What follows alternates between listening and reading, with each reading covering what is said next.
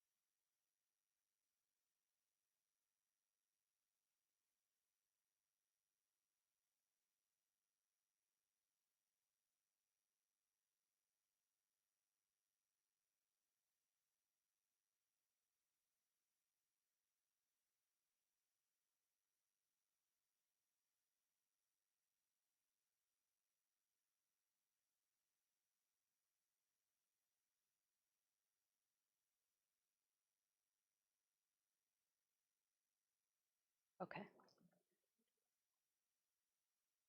Excellencies, distinguished delegates, the opening of the 5th session of the Committee on Macroeconomic Policy, Poverty Reduction, and Financing for Development will commence shortly. Please kindly take your seats, and thank you very much.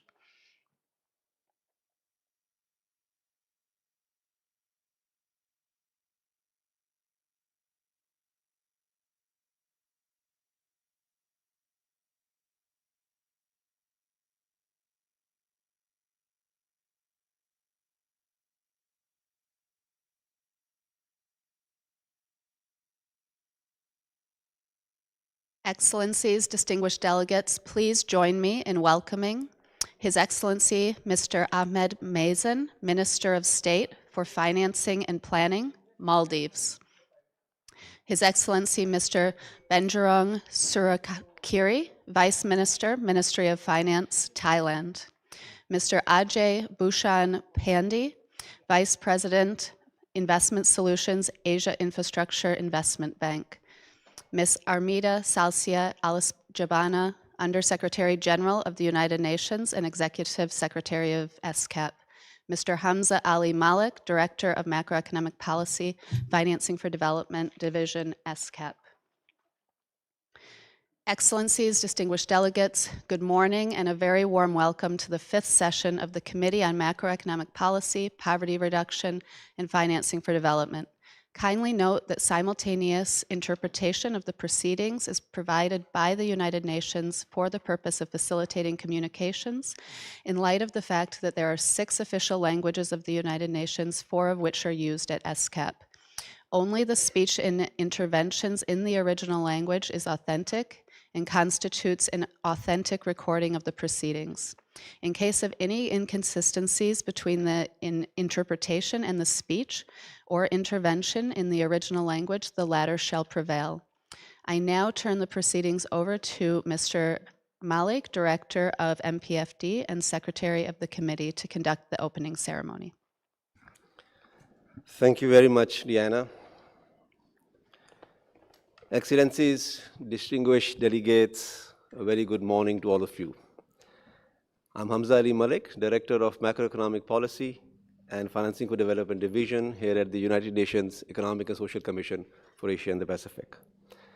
I would like to welcome you to the opening session of the 5th session of the Committee on Macroeconomic Policy, Poverty Reduction, and Financing for Development.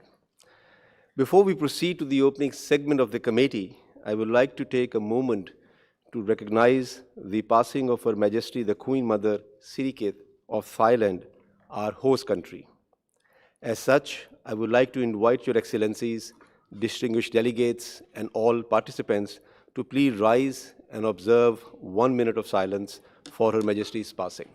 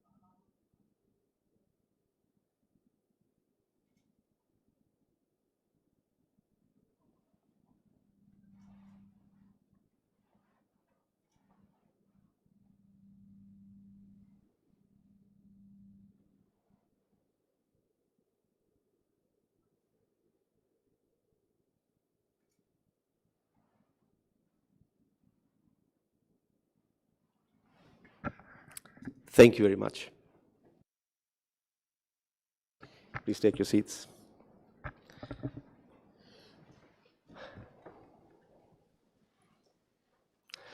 I now have the pleasure to invite Ms. Armida Salcia Alice-Jabana, United Nations Under Secretary General, Executive Secretary of Economic and Social Commission for Asia and the Pacific, to deliver her welcome remarks. Ibu Armida, the floor is yours.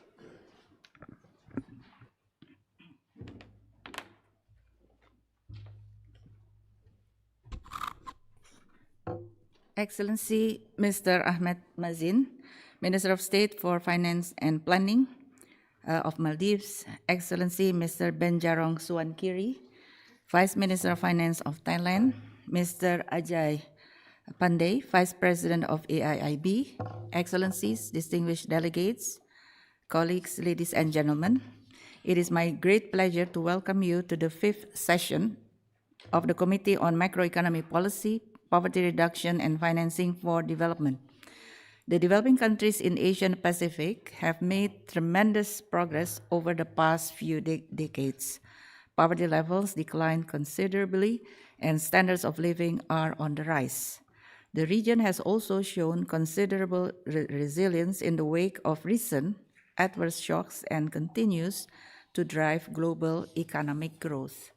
However, many challenges lie ahead, such as an increasingly fragmented global economy and protectionist tendencies. Labor productivity growth in many countries has slowed down. Tight fiscal positions, while public debt burdens remain high in many developing countries. The negative effects of climate change on outputs, jobs, prices, and financial stability, fiscal positions, and debt and productivity are significant. And furthermore, Rapid technological advancement and green transitions may cause unintended economic disruptions if not managed properly. To ensure that development progress in the region is not interrupted, governments need economic policy making frameworks that are more agile and forward-looking. Better access to affordable and long-term development financing to meet the region's large investment needs is also indispensable. Against this background, the committee's discussions will cover several interrelated areas that are vital for the region's resilient, inclusive, and sustainable development. First, following the 4th International Conference on Financing for Development, held earlier this year in Seville, Spain, the committee will discuss the implications of the Seville commitment for the region, particularly ESCAP's potential role in enhancing regional follow-up processes. The Seville commitment calls for strengthening domestic resource mobilization, catalyzing private investment, improving access to concessional finance, aligning international support with national sustainable development priorities, and reforming the international financial architecture to strengthen the collective voice of developing countries. ESCAP can support member states in tracking progress on the action areas of the Seville commitment, provide opportunities for exchange of experience, and share advice on appropriate financing strategies to move forward. The committee will also discuss policy options for sustaining the future of economic growth in Asia and the Pacific. Many countries need to identify and pursue new drivers of economic growth that can sustain long-term economic prosperity. A development approach that focuses on sectoral upgrading and productivity growth can provide a way forward. Beyond providing an enabling business environment, governments can proactively identify and foster priority economic sectors that support job creation, economic competitiveness, and climate-aligned development. Green industries can serve as new engines of economic growth. The region can position itself as a global hub for green manufacturing powered by renewable energy. It has significant advantages in both capacity and cost efficiency. Retaining green sectors and green jobs locally while capturing international demand for green products and services offers a unique path to long-term sustained economic growth for the region. To ensure long-term economic prosperity, the committee will consider the complex macroeconomic implications of climate change and climate action. Many Asian and Pacific countries are highly vulnerable to climate change, as well as inadequate fiscal resources to withstand climate catastrophes and fund climate action. The alignment of economic policies with climate-resilient development is also often limited. Going forward, macroeconomic policy frameworks that duly integrate climate factors would support economic resilience and national climate goals, reduce perceived sovereign risk, and offer new business investment opportunities. And finally, the committee will review the work of the consultative group on financing strategies for the Sustainable Development Goals. This group was established by this committee in 2021 and has served as a platform for dialogue between ESCAP and member states on various financing for development issues. To enhance coherence between national, regional, and global financing for development efforts, the committee may consider nominating the same individual to serve both as the national focal point on financing for development and as a member of the consultative group. This could help strengthen its alignment with the Seville commitment and enhance our engagement with national focal points. Excellencies, distinguished delegates, this committee is our shared platform.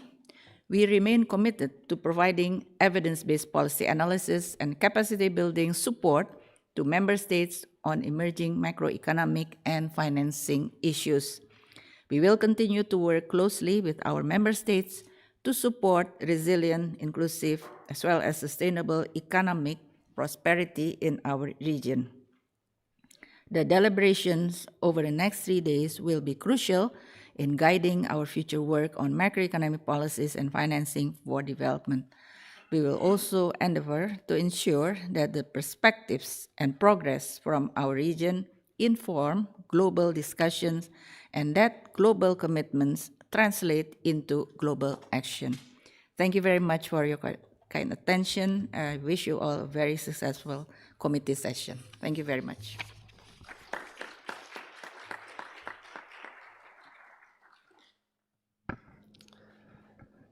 Thank you very much, Madam Executive Secretary, for your welcoming remarks. We are now very delighted to have His Excellency Honorable Mr. Ahmed Mazin, Minister of State for Finance and Planning, Maldives, to deliver keynote address to this occasion. Minister.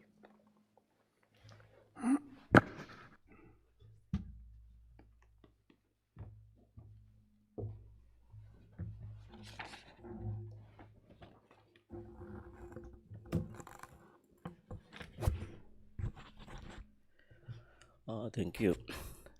Excellencies, distinguished delegates, ladies and gentlemen, it is an honor to deliver the opening remarks at the 5th session of the Committee on Macroeconomic Policy, Poverty Reductions, and Financing for Development. On behalf of the Republic of Maldives, I extend our sincere gratitude to ESCAP for conveying this essential platform where we can collectively address the intervening challenges of sustainable development in Asia and the Pacific. We gather at a pivotal moment as the region grapples with profound transformation driven by climate change, political tensions, and economic uncertainties. The ESCAP Economic and Social Survey of Asia and the Pacific 2025 underscores the macroeconomic implication of these shifts, particularly for small island developing states where climate vulnerabilities worsen debt burdens, hinder growth, and amplify import dependencies in nations like the Maldives. Rising sea levels and extreme weather threaten our lives and livelihoods. At the same time, the survey also notes possible positive steps such as our adoption of flexible fiscal rules for disasters response and contributions to green finance initiatives, which offer pathways to resilience. This regard analysis aligns seamlessly with the global commitments outlined in the Seville Commitment from the 4th International Conference on Financing for Development. Adopted just months ago, it renews the financing framework to support vulnerable countries, including SEEDs, through measures like the establishment of a SEEDs Center of Excellence and the Debt Sustainability Support Service. These tools are vital for enabling effective debt management, enhancing market access, and mobilizing resources to combat poverty and foster inclusive growth. Echoing the calls to leave no one behind. Furthermore, the Antigua and Barbuda Agenda for SEEDs ABAS provides a tailored blueprint for island nations. It emphasizes sustainable financing, climate synergies, and capacity building in areas like energy transitions and data-driven planning. Through initiatives such as financing for SEEDs and the climate, land, energy, and water systems model, ours empowers us to integrate national strategies with global goals, turning vulnerabilities into opportunities for innovation and equity. In the Maldives, these frameworks guide our efforts to diversify our economy, expand renewable energy, and build adaptive infrastructure. Yet, as a state, we cannot do this alone. This committee offers a forum to strengthen regional cooperation, share best practices, and prioritize financing mechanisms that address unique needs of island economies. Let us seize this opportunity to advance just and inclusive development. Together, we can forge a resilient future for all. I thank you.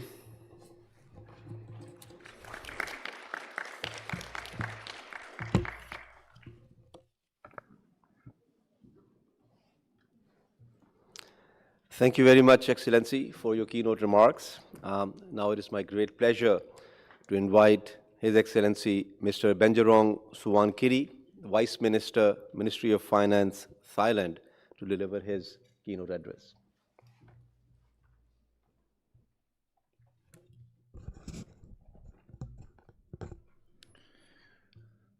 His Excellency Mr. Ahmed Mazin, Minister of State for Finance and Planning, Maldives, Madam Executive Secretary, Ms. Amida Alitabana, Under Secretary General of the United Nations and Executive Secretary of ESCAP, Mr. Ajay Pandey, Vice President, Investment Solution for the Asian Infrastructure Investment Bank, distinguished delegates, ladies and gentlemen, good morning, and it is an honor for me to represent the Royal Thai government in this important session. I thank ESCAP for bringing us together at crucial moment in our region. Today's discussion to focus on sustainable long-term growth, building climate resilient development, and advancing green transition is vital for well-being, not just for Thailand, but for the region as a whole, and not only for this generation, but for the generations to come.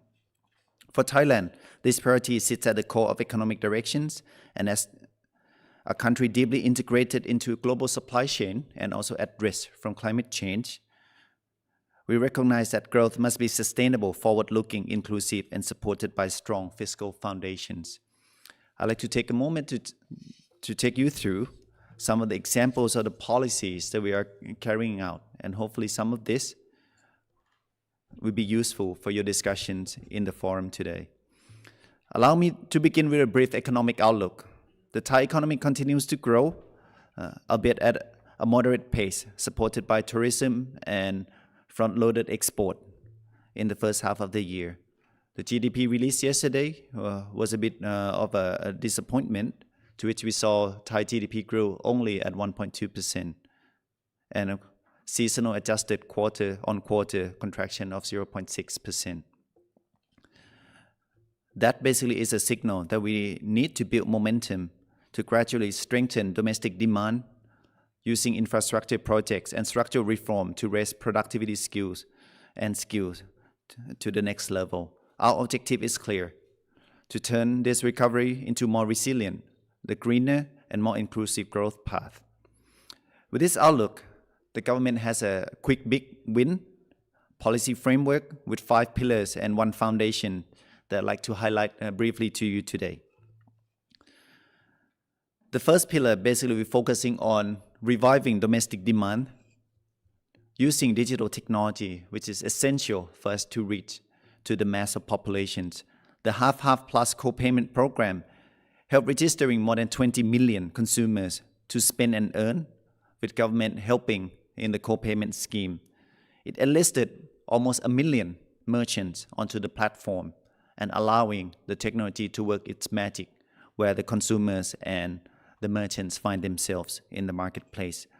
We also used these technologies to invite the merchants to learn more about digital technology, digital commerce, and AI skill, and get onboarded into the platform to be connected to the wider range of consumers. The second pillar we're trying to tackle the structural problem that has been a long-awaited issue for Thailand, which is the household debt. We want to do this with concrete action, working closely with the Thai Banker Associations, the Bank of Thailand, and the asset management companies. We are buying bad loans and NPL loans from the commercial banks.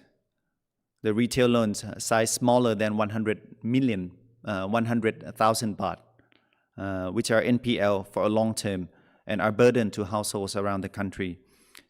This we will put at a social AMC and have a single program to which borrowers can rely on and structure their debt out of the payment that they have. This is paired with financial literacy program and the reskilling program as well, in order to make sure that households after this program can get back on their feet, and eventually, in our expectation, for them to get back able to access the credit systems once again. In the third pillar, to which we are pushing through the cabinet, the economic cabinet, possibly next week, we are injecting liquidity into SMEs around the country through new credit guarantee schemes, soft loans that we are not only providing just lending, but we are targeting industries. Those are the new future for Thai economy. We are doing this through supply chain financing, and we're using our tax credits to incentivize the large company to take care of the smaller ones in their supply chain. This we expect to help millions of SME businesses to access more opportunities, access more liquidities. And we are also using the government procurement to support the Thai SMEs and also the innovations within Thailand. In the fourth pillars, we want Thai, as Thailand is moving into aging society, we want Thai to save more and smarter. We know that saving takes discipline, takes dedication, and there's no better way for us to build this discipline through the Thai current lottery buying, to which Thai citizens are already buying on a monthly basis.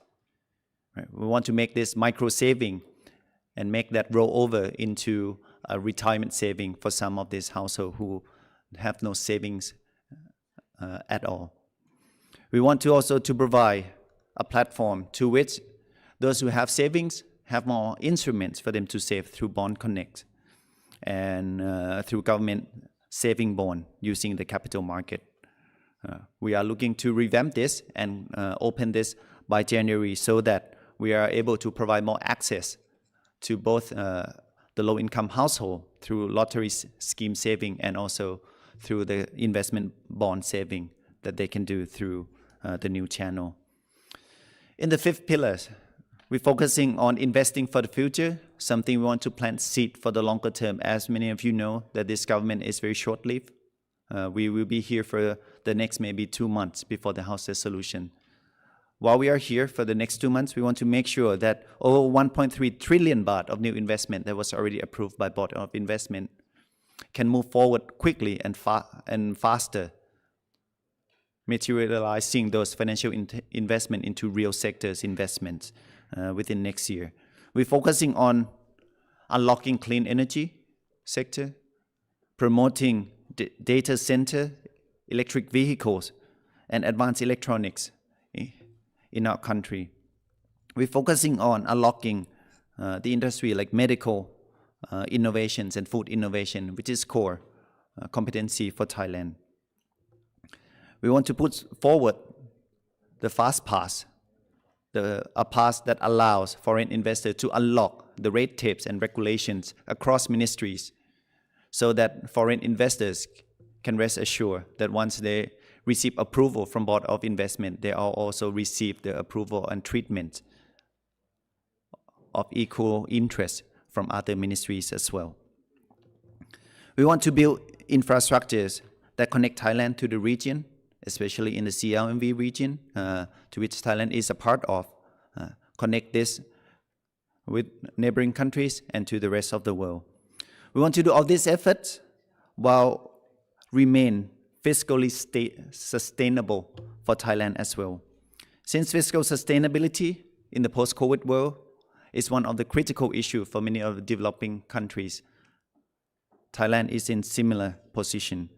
We are balancing a timely support of recovery and a gradual consolidation of the fiscal path. We put forth a commitment to bring the fiscal deficit of Thailand back to below 3% of GDP.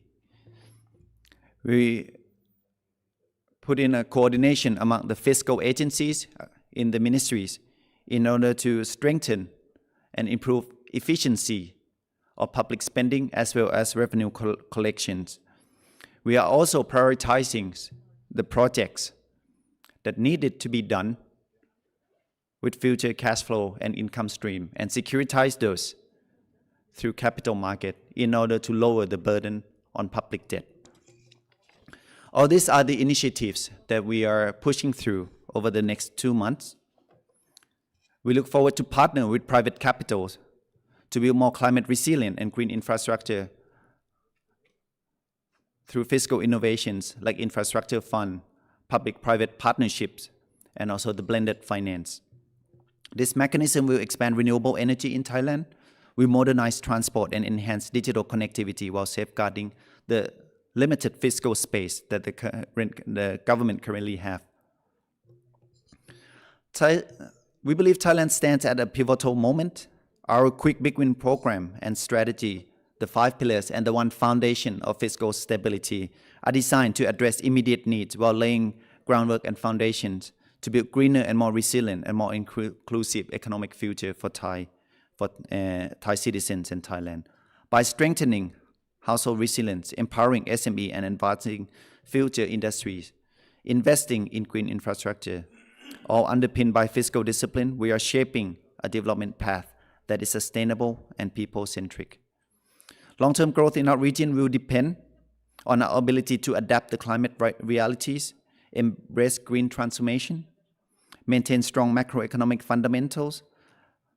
Thailand stands committed to this path, and we look forward to working closely with all the members within this meeting here, closely with ESCAP, closely with AIIB, and all other regional partners to build a more resilient, prosperous, sustainable Asia-Pacific together. Thank you.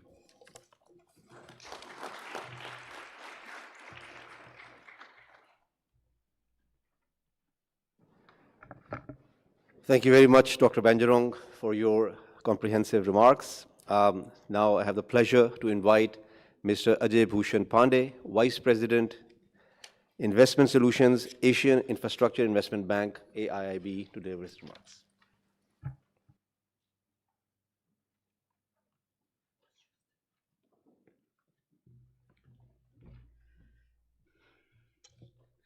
His Excellency Finance Minister of Maldives, Ahmed Mazin, Thailand Vice Minister, Dr. Benjarong Suwankiri, and ESCAP Executive Secretary, Ibu Alice Jaha Bana, distinguished delegates, ladies and gentlemen. It is indeed my honor and privilege to join you today at this very, very pivotal gathering. I extend my sincere gratitude to ESCAP for convening us to address the most pressing economic and development challenges of our time. The bringing economic prosperity to our people remain the central ambition of every development partner in this room. Yet path to achieving it has fundamentally shifted. The era of unfettered globalization and invariably favorable external environment, which long fueled our region's remarkable export-led growth, is now receding. We are facing a new reality, which is defined by rising trade protectionism, technological competition, and then the existential imperative of climate resilient development. So this is now a very complex equation. So how do we balance the immediate need of economic stability and efficiency with the long-term necessity of a green and just transition? So this is not a simple policy adjustment, but it is a fundamental recalibration of our growth model. In this context, the work of this committee is very critical. So your focus, the committee's focus on sustaining long-term growth amidst climate pressures will refine our financing strategy, striking at the very heart of our collective challenge. So let me explain to you that where does AIIB and how does AIIB is aligning its operation with this new paradigm. AIIB is a relatively a new multilateral development bank which was set up just about 9.5 years ago, and we have 110 members as our shareholders. When I look around in this room, I find that most of the countries here, they are the shareholders of AIIB. And not only the shareholders, I remember that there are many countries in which the AIIB has partnered with the governments as well as the private sectors to make investments in many of the countries, who I see in this room. So to date, we have 346 projects, totaling about $67.1 billion across 39 of our members, and as I said before, many of those 39 members are present here. So these investments are translating our mandate into a concrete development impact. And if you look at the sectors in which we have invested, they range from the transport, the connectivity, renewable energy, the health, and digital, and the transition. So these are all sectors that we have invested in these countries. We have also added a new instrument very recently, since last year, the climate policy-based financing. Because in AIIB, what we feel that just merely investment in project is not good enough. As the Vice Minister of Thailand in his remarks, he was mentioning, and also the Minister from Maldives was mentioning, that most of the developing countries, they have a serious fiscal constraints. They want to limit their fiscal deficit up to a certain limit, and therefore they have a limitation on borrowing. So in these situations, how do we attract investments, particularly in the infrastructure and the green infrastructure? So that is why if you look at the 4 pillars of AIIB, the first pillar is AIIB is mandated to invest in the green infrastructure. That infrastructure has to be technology enabled.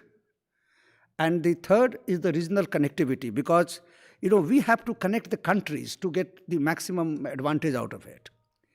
And then the 5th pillar is the private capital mobilization. So we have our goal that by 2030, 50% of our investments will be through the private sector. And where are we today? We are already investing about 34% of our investment through the private sector. So we want to invest in the private sector to catalyze more investments in that private sector into the infrastructure, and that is what His Excellency Minister from Thailand as well as the Minister from Maldives were mentioning, that is the solution. When you have a shrinking fiscal space for the governments, the private sector, attracting private sectors into the infrastructure and other development, that is the key, and that is why the AIIB has made this as a focus. But how does AIIB attract the private investments, and how does it itself do the investment? So AIIB last year brought in a very, very, the important tool, the climate policy-based financing. So we are working with the various governments, particularly in the global south, and we are working with the government to bring in policies, because there are many policies which have worked in some parts of the world, and then why those successful policies should not be implemented in other parts of the world. So we provide this knowledge sharing exchange with the various government, and then we give a policy-based financing.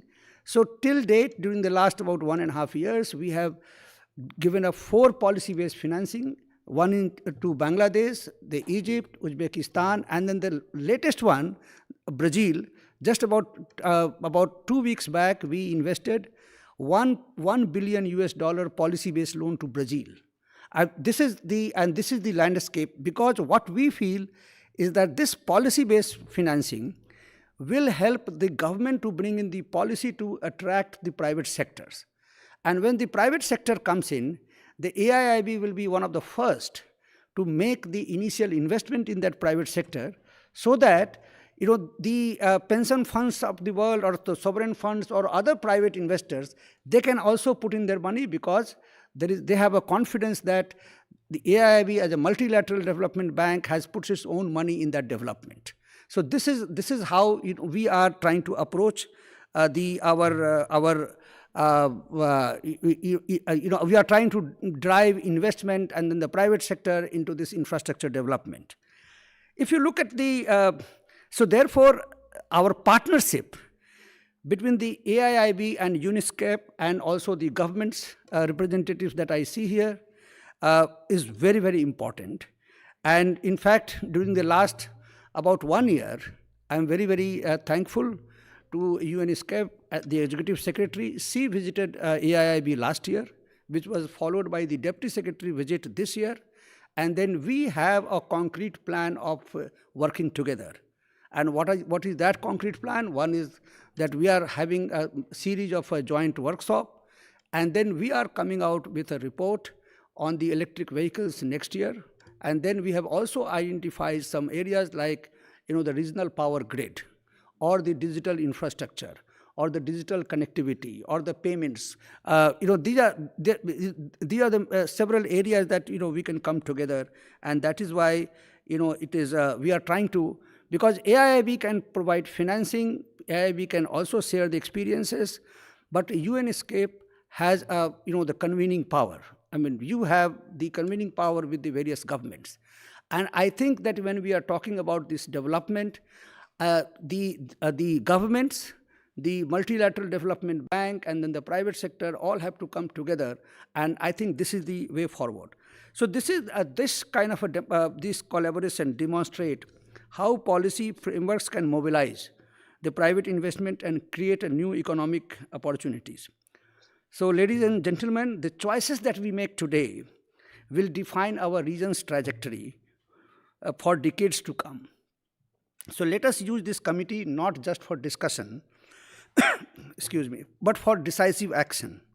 Let us commit to the partnership that bridges the gap between the policy and finance, and to the strategy that deliver prosperity that is both inclusive and enduring.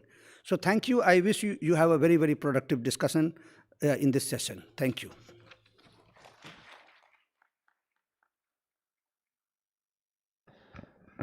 Thank you very much, Mr. Ajay Bhushan Pandey, for your remarks. I understand that you need to leave to catch your flight, and we don't want you to miss that. So once again, thank you very much. We truly appreciate that you have taken time from your busy schedule and join us today.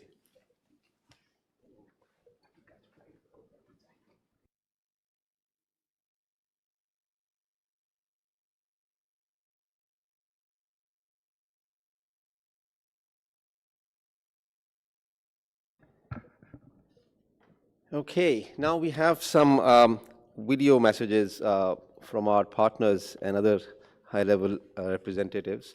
So let me request the conference room colleagues to play the video recording of Ms. Rebecca Greenspan, the Secretary General of UNCTAD.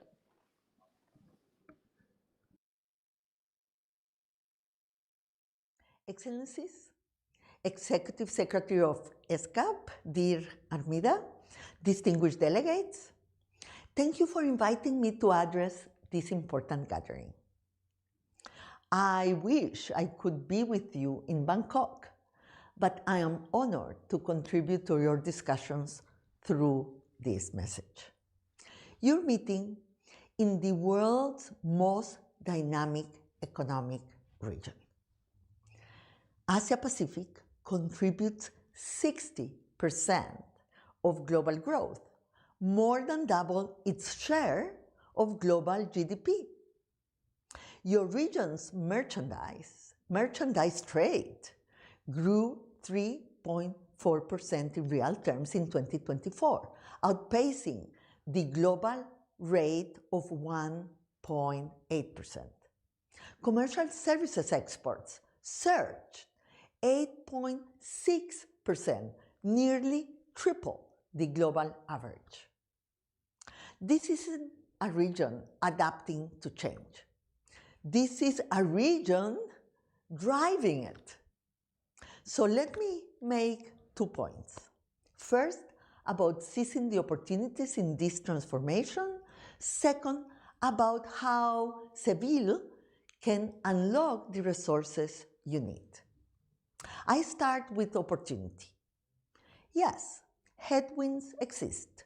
Trade tensions, technology competition, shifting supply chains, new tariffs, but new frontiers are opening fast. Services trade is booming, and digitally deliverable services are not tariffed. Your region posted 9% annual growth in digitally deliverable exports between 2015 and 2022.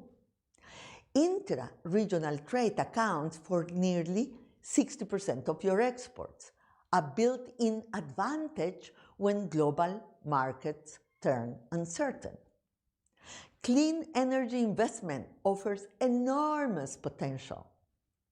The region needs $1.5 trillion annually in energy investments for sustainable transitions. A challenge, yes, but also an enormous industrial opportunity.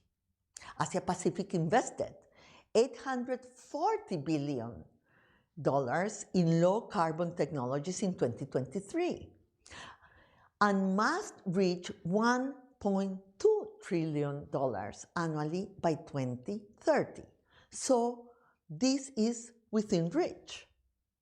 Countries positioning themselves now in solar manufacturing, battery production, grid infrastructure will capture significant shares of tomorrow's economy, no doubt. This brings me to Sevilla. The challenge is financing this transformation while managing existing debt burdens.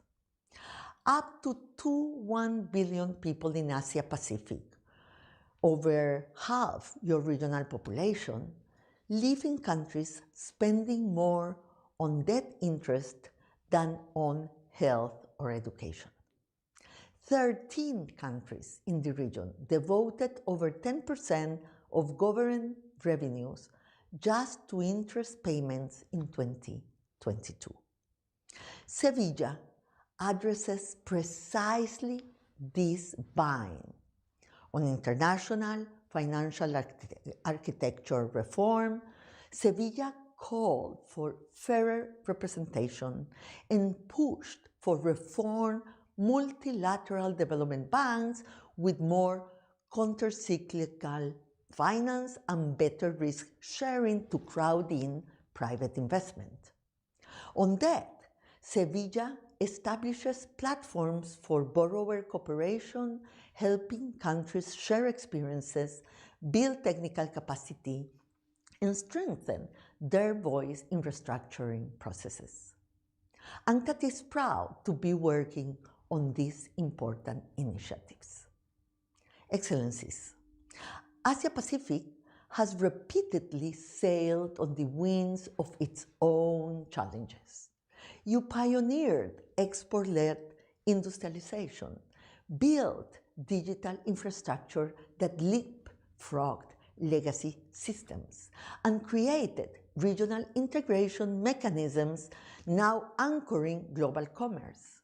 Sevilla provides tools. Your leadership will determine whether they translate into the investments, the jobs, and the transformation this region is going through and also deserves. UNCTAD stands ready to support this journey and to work hand in hand with ESCAP in partnership, because ESCAP's unparalleled regional expertise and convenient platform make it the essential partner in turning these ambitions into reality for Asia and the Pacific. Thank you ESCAP, and I wish you productive deliberations. We thank Secretary General Greenspan's very succinct and clear remarks. We're very grateful actually to our continued and strong collaboration with UNCTAD, which is only going from strength to strength. Next, I would like to request the conference room colleagues to play the video message of Mr. Naveed Hanif, Assistant Secretary General of Economic Development, Department of Economic and Social Affairs, New York.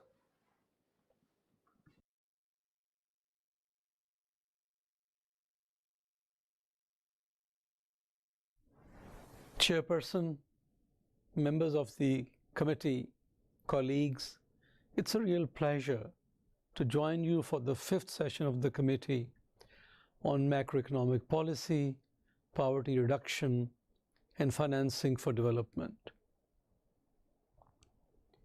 We are meeting at a moment when the global economy feels like it's running on uneven ground.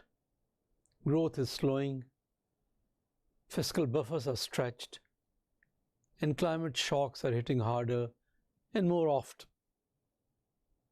And in Asia and the Pacific, home to both the world's most dynamic economies and its most climate-exposed communities, these pressures collide in ways that shape the future of development, which is increasingly complex and uncertain.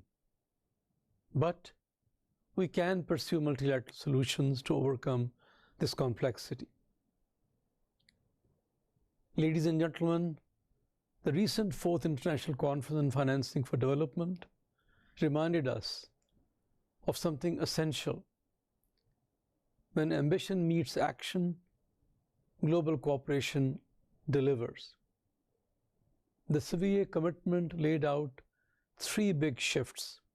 First, a serious push for SDG investment. Second, a decisive action on the debt and development crisis. And third, reforms to an international financial architecture that too often leaves developing countries behind. The Seville Platform for Action adds over 100 concrete initiatives, and some are already moving. The Global Hub on Debt for Development swaps is supporting early cases like Côte d'Ivoire, where debt relief is being converted directly into education spending. Debt swaps turning into schools. That is SDGs in motion. But let's be honest, the region's external environment is getting tougher. Trade protectionism is rising. Technology is fragmenting. The export-led growth model that powered Asia's rise isn't disappearing, but it is becoming less reliable. To stay ahead of the curve, the region will need new engines of resilience and prosperity. Let me highlight 3 priorities that can help shape the path forward. First, put climate resilience at the heart of macroeconomic policy.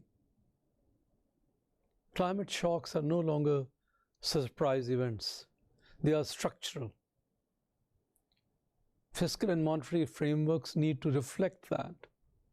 That means budgeting for adaptation, pricing carbon, and protecting vulnerable households from energy and food inflation.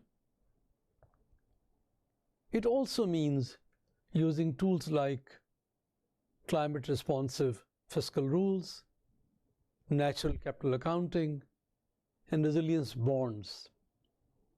Innovations already being explored across the region.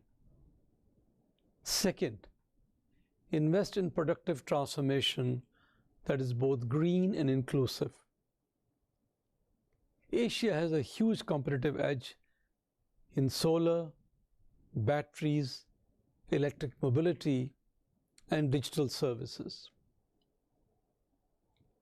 If countries double down on green industrial policy and build regional value chains that spread technology and jobs, climate action can become a source of economic strength. We are seeing this in renewable manufacturing in Vietnam and India, and green hydrogen pilots in Indonesia. These are not experiments. They are early markers of the next growth model. Let me come to the third point. Expand regional financial cooperation to close the climate and development financing gap. Debt burdens are crowding out investment in too many countries, especially small island developing states and least developed countries. A regional facility for debt for climate and debt for development swaps could provide breathing space while directly financing resilience, clean energy, and digital connectivity. Strengthening blended finance and local capital markets will also be essential for bringing in private investment at scale.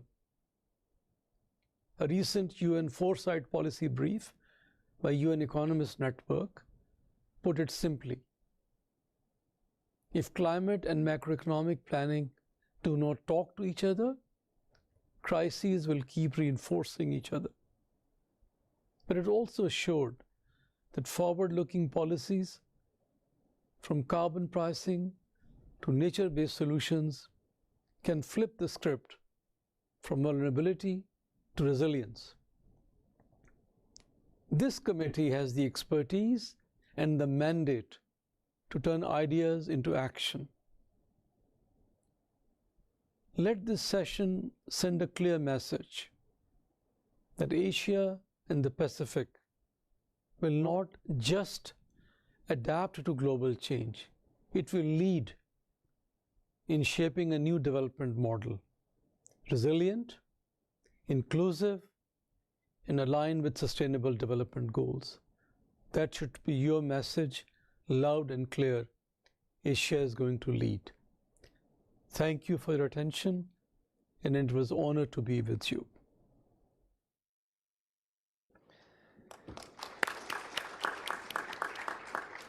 Thank you very much, Mr. Hanif, for very pertinent and insightful observations and remarks.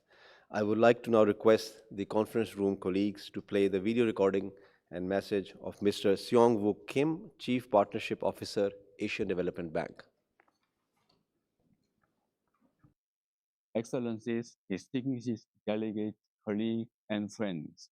It's an honor to speak at this fifth session of the Committee on Macroeconomic Policy, Poverty Reduction, and Financing for Development.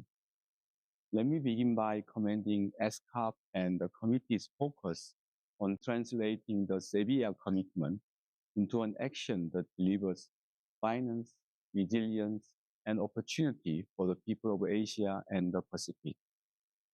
Over the past half-century, Asia and the Pacific made tremendous progress and lifted millions out of poverty. In 2002, at the time of Monterey Conference, poverty in the region exceeded 33%. Today, it is less than 4%. The reduction in poverty has been propelled by sustained high economic growth. Today, the region continues to expand robustly, generating more than 60% of global growth. However, the re-escalation of tariffs among major economies poses a significant risk and could reduce regional growth. High debt levels and intensifying climate risk also threaten hard-won development gains. At the same time, the opportunities in Asia and the Pacific have never been more compelling. Our economies are dynamic, our private sector is innovative, and our commitment to cooperation remains strong. Sustaining this momentum requires that growth translate into more and better jobs for the people of Asia and the Pacific. The Sevilla commitment There's a clear direction for this objective to improve access to finance, catalyze investment, and reform the international financial architecture so that it works for developing economies and for our planet. This is where regional cooperation and institutions like ADB become critical. At ADB, we are reshaping how development finance works for the region. We reformed our balance sheet to unlock 100 billion US dollars in a new lending capacity over the next decade, a 50% increase in annual commitment without additional burden on taxpayers. Private sector development is a key institutional priority. Since 2022, we have doubled private sector operations, and we aim to reach $13 billion annually by 2030, including $4.5 billion in private capital mobilization. In Indonesia, for example, ADB partnered with the government and private investors to launch the SDG Indonesia One platform, a blended finance initiative that has mobilized over $3 billion for sustainable infrastructure. This model is now being replicated across the region. With our $40 billion by 2030 ambition announced at the ADB's 2025 annual meeting and reiterated in Sevilla, we seek to transform the food system across the Asia and the Pacific. ADB is also supporting countries to integrate climate resilience in their macroeconomic policies and the fiscal framework.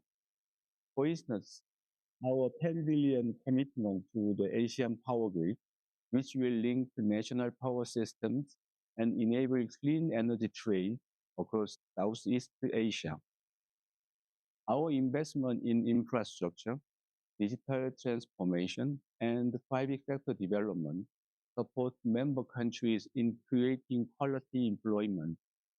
By investing in skills development, we help ensure that economic progress leads to a broad-based opportunities. At the heart of all of this are partnerships. As Chief Partnership Officer, I see daily how collaboration across governments, development institutions, MDBs, private investors, and civil society turns commitment into measurable progress.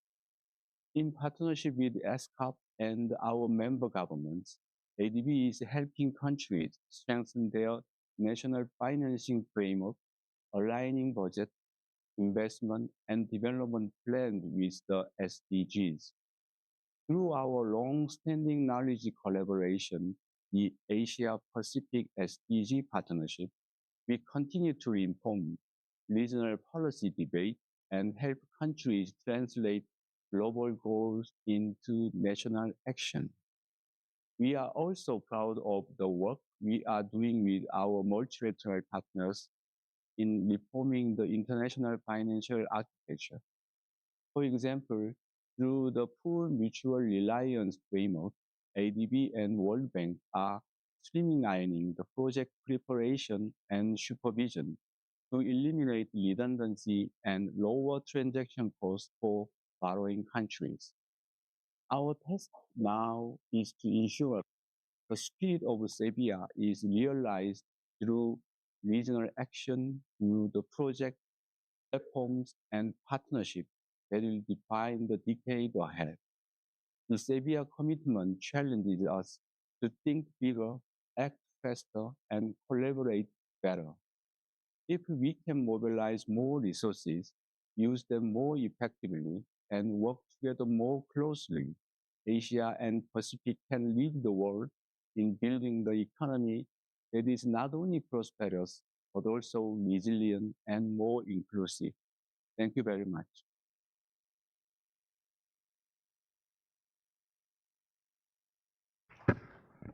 We thank Mr. Seong Wook Kim from ADB for sharing his thoughts. And last but not the least, let me request our conference room colleagues to play the video message of Mr. Adama Mariko, Secretary General of Finance and Commons Summit.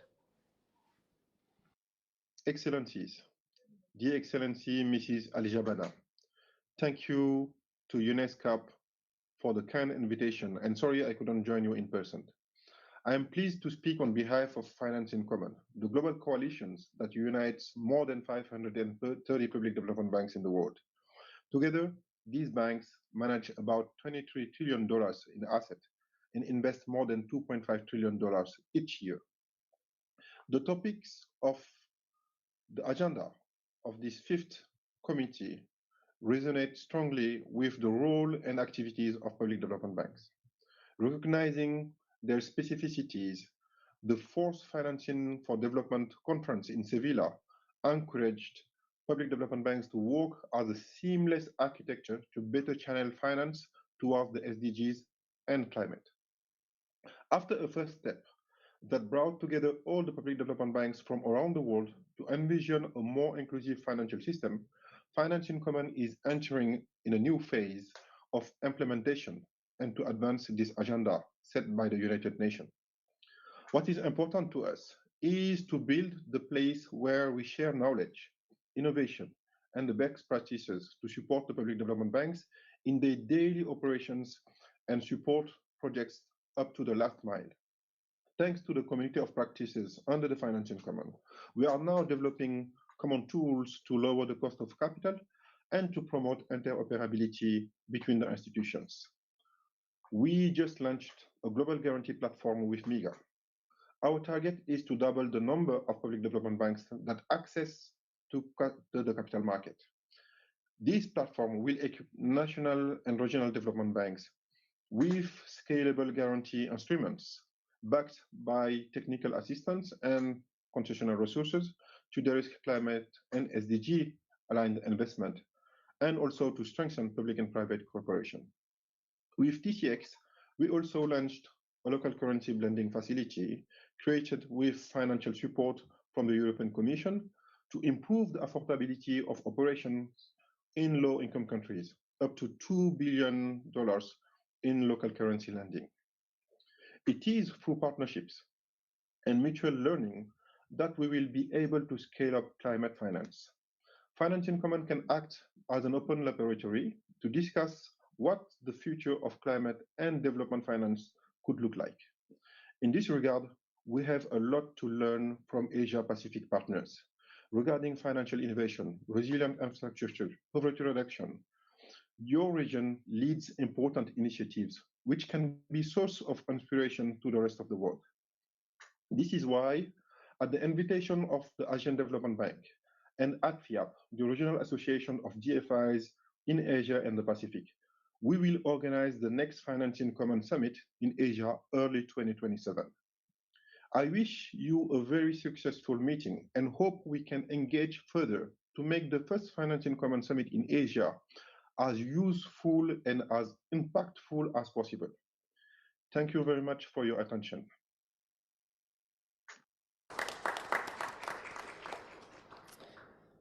Thank you very much, Mr. Adamo, for sharing your thoughts. The keynote addresses by distinguished speakers have provided us several insights on a range of issues that we will be discussing in the next 2 or 3 days. Excellencies, distinguished guests, please allow me to take a short break over here between 3 to 5 minutes.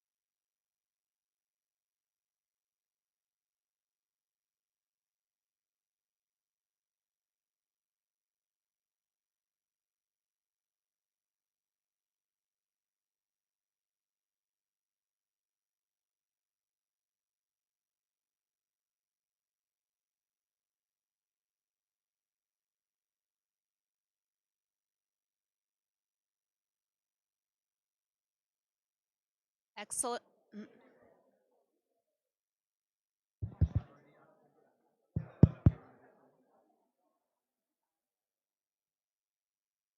It's on. Yes. Excellencies, distinguished delegates, please kindly take your seats. We will begin again shortly.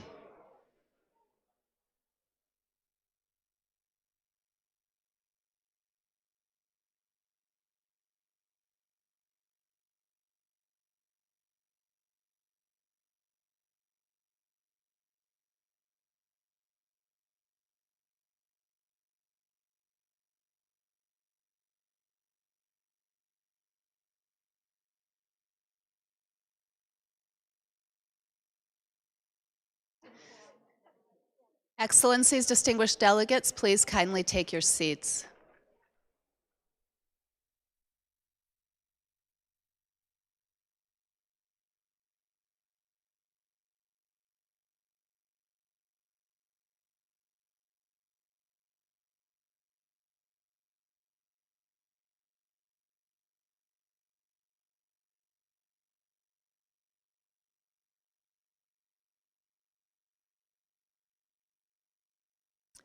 Excellencies, distinguished delegates, we now proceed to Agenda Item 1. I hand it over to Mr. Hamza Malik, Director of MPFD, to proceed. Thank you, Deanna. Welcome back, everyone. Kindly settle down. Let's proceed with Agenda Item 1B, Election of Officers. So in line with the rules of procedure of ESCAP, the Bureau of the Committee will comprise a chair and 2 vice chairs. I now invite nominations from the floor.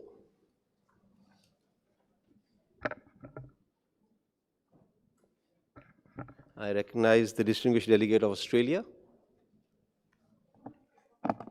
Good morning, Excellencies, distinguished delegates. The delegation of Australia has the pleasure to nominate Her Excellency Miss Millicent Cruz Paredes, Ambassador Extraordinary and Plenipotentiary and Permanent Representative of the Philippines to ESCAP as Chair, and His Excellency Mr. Fayez Murshid Kazi, Ambassador Extraordinary and Plenipotentiary and Permanent Representative of Bangladesh to ESCAP, and Ms. Huda Ali Sharif, Ambassador at Large and Permanent Representative of the Maldives to ESCAP as Vice Chairs. Thank you. Thank you very much, distinguished delegate of Australia. Would any delegation like to second the nomination as it has been read out or propose an alternative nomination? I recognize the distinguished delegate of Mongolia, please. Excellencies, distinguished delegates, as the chair of the 4th session of this committee, Delegation Mongolia has the pleasure to second the nomination of the Bureau of the Committee as follows. Her Excellency Ms. Millicent Cruz Paredes, Ambassador Extraordinary and Plenipotentiary Permanent Representative of the Philippines to the ESCAP as a chair, and His Excellency Mr. Fayez Murshid Kazi, Ambassador Extraordinary and Plenipotentiary and Permanent Representative of Bangladesh to ESCAP, and Ms. Huda Ali Sharif, Ambassador at Large and Permanent Representative of Maldives to ESCAP as Vice Chairs. Thank you very much. Thank you, distinguished delegate from Mongolia. Would any other delegate wish to take the floor at this point? I see none, so it is my great pleasure then to declare as chair Her Excellency Ms. Millicent Cruz Paredes from Philippines, and as vice chairs His Excellency Mr. Fayez Murshid Kazi from Bangladesh and Her Excellency Ms. Huda Ali Sharif from Maldives. Please join me in congratulating the newly elected chair and vice chairs.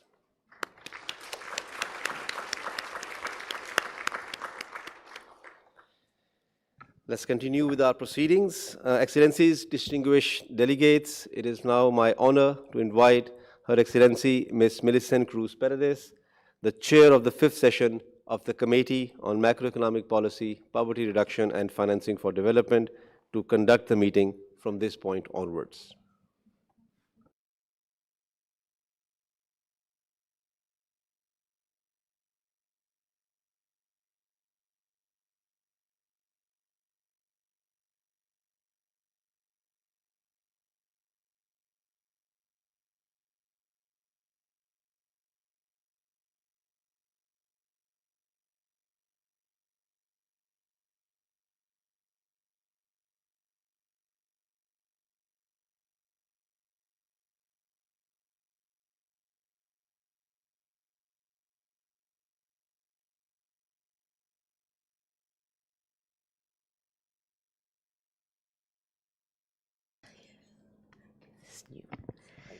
Yes, excellent. Excellencies, Madam Executive Secretary, distinguished delegates, I thank you all for the confidence placed in me and the great honor that you have bestowed on my country and on me. Together with the honorable vice chairs and with the support of the ESCAP Secretariat, I shall endeavor to discharge the responsibilities of serving as your chair to the very best of my abilities. Thank you very much. We now go to the adoption of the agenda. Excellencies, Madam Executive Secretary, distinguished delegates, we will now move to agenda item 1C, adoption of the agenda. The provisional agenda for the 5th session of the Committee on Macroeconomic Policy, Poverty Reduction, and Financing for Development is contained in document ESCAP/CMPF 5/1. Does any delegation have any comment on the agenda?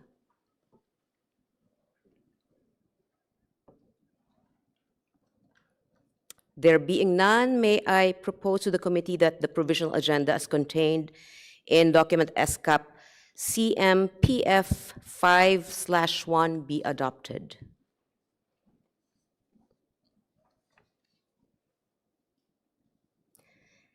The agenda is adopted.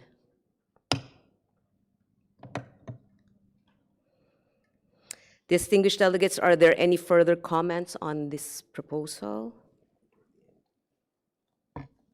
Oh, sorry, yeah. I would like to invite now Mr. Malik, Secretary of the Committee, to make an announcement. Thank you. Thank you, Chair. Excellencies, keynote speakers, we're not here anymore, Executive Secretary, the Deputy Executive Secretary, Chair and Vice Chairs of the Bureau. I have the honor to invite you to be in front of the rostrum for the first group photo, please.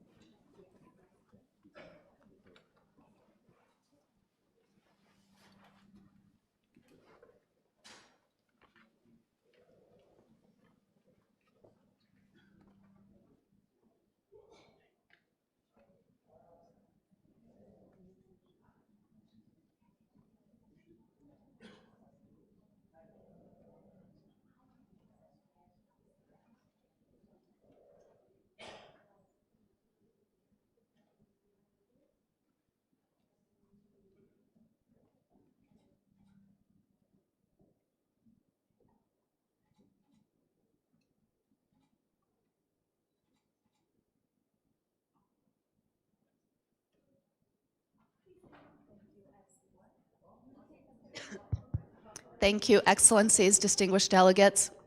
I have the honor to invite heads of delegation of ESCAP member states and associate member states to join the second group photo on the stage.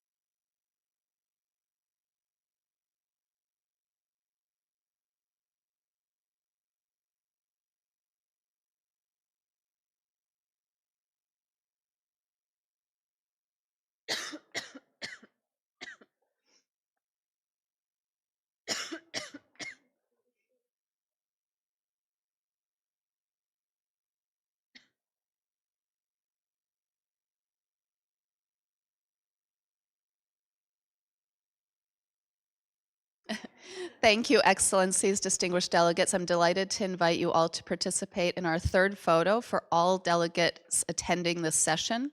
This photo will be taken from the second floor. May I kindly request all delegates to stand up and turn around. Please kindly look up to the second floor where the photographer is standing with the light. When taking the photo, the light will be turned off momentarily.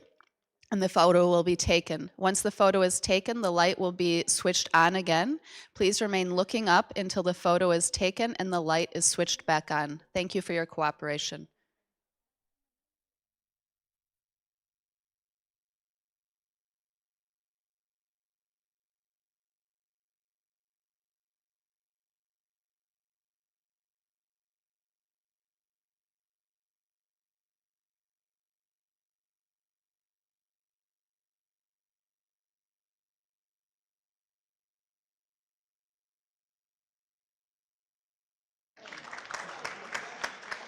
Thank you.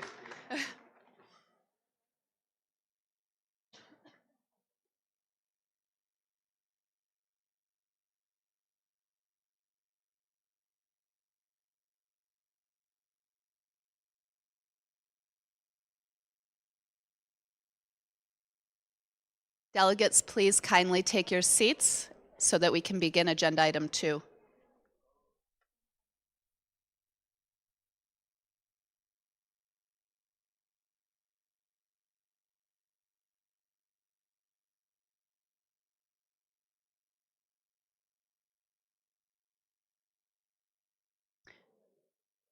Excellencies, distinguished delegates, please kindly proceed to take your seats.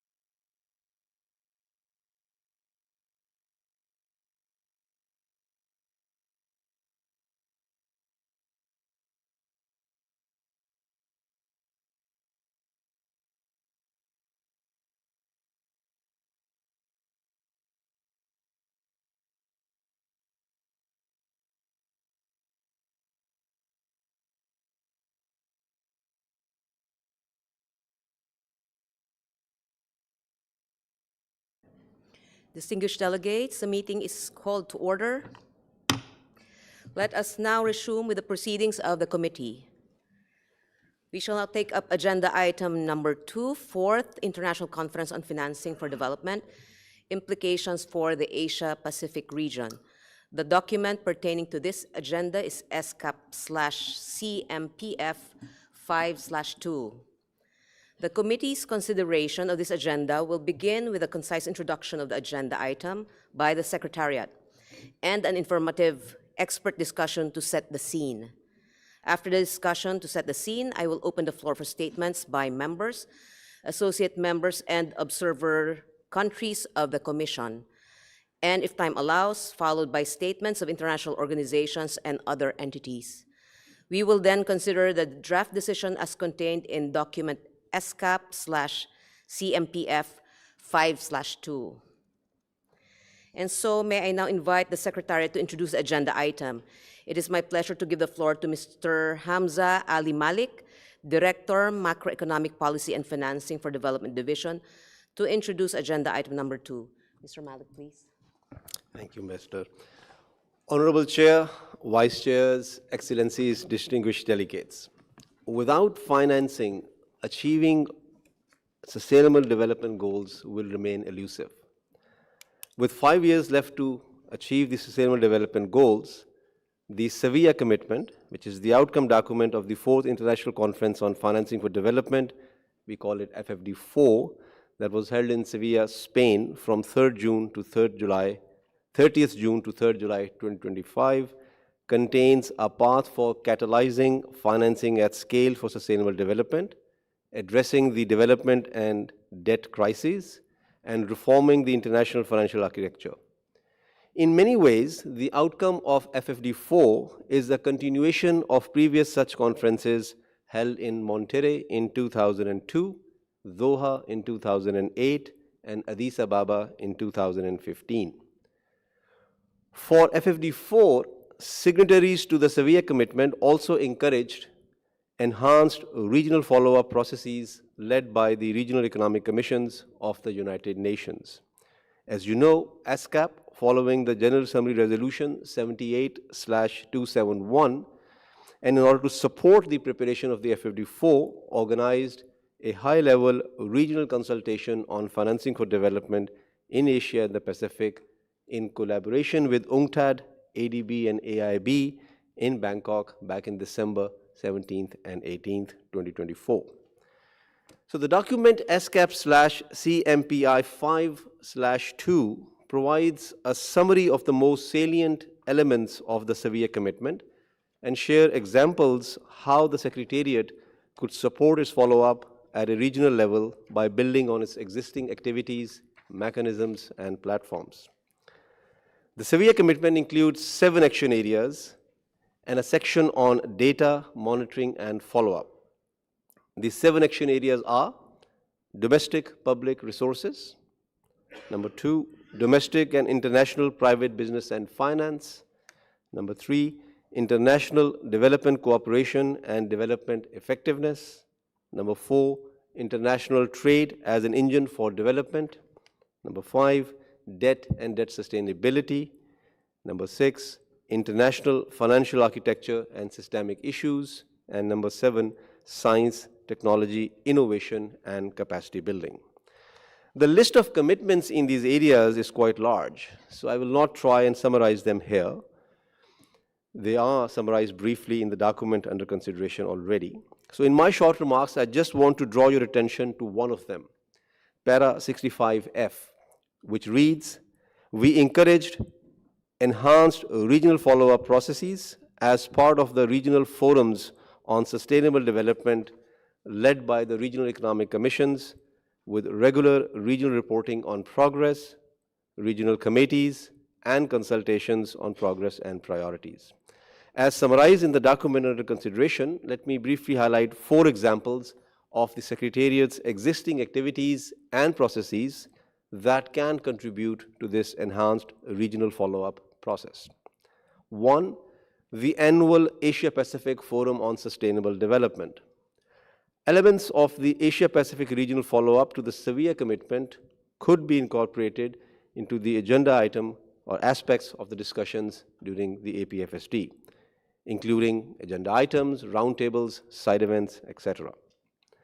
2, the biennial sessions of this committee on macroeconomic policy, poverty reduction, and financing for development. The committee can discuss the progress, implementation gaps, and policy options in the region with regards to the selected areas of the Sevilla commitment. 3, the consultative group on financing strategies for the Sustainable Development Goals, which was established by this committee in 2021. It could help strengthen regional, global, and national linkages and can potentially include nominated national focal points for member states as encouraged in Para 65D of the Sevilla Commitment. 4, ESCAP's biennial Financing for Development series publication. This publication could contribute by including a discussion on the regional implementation of the Sevilla Commitment, focusing on selected action areas. So in this context, I invite the committee to share how the Secretariat can best reflect in its work the regional progress, implementation gaps, and policy challenges in the implementation of the Sevilla Commitment. We look forward to your guidance on enhancing regional follow-up to Sevilla commitments in Asia and the Pacific, and I look forward to an engaging discussion. Thank you very much.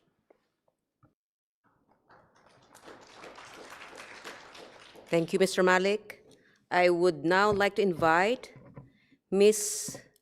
Subaritai Sivakumaran, Chief of Financing for Development Section, MPFD, and speakers to the rostrum.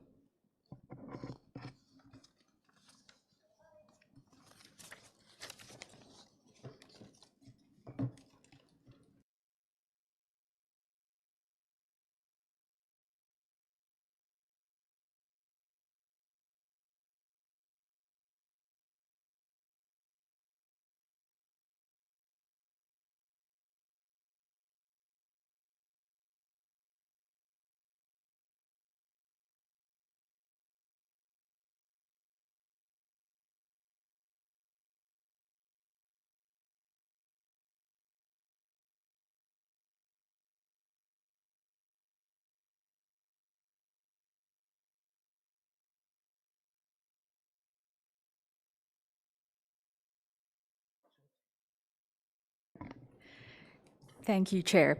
Today, we are honored to welcome 4 distinguished experts to join us here for a brief panel to set the scene for this agenda item. Our panelists will share their reflections on the implications of the severe commitment for the Asia-Pacific region.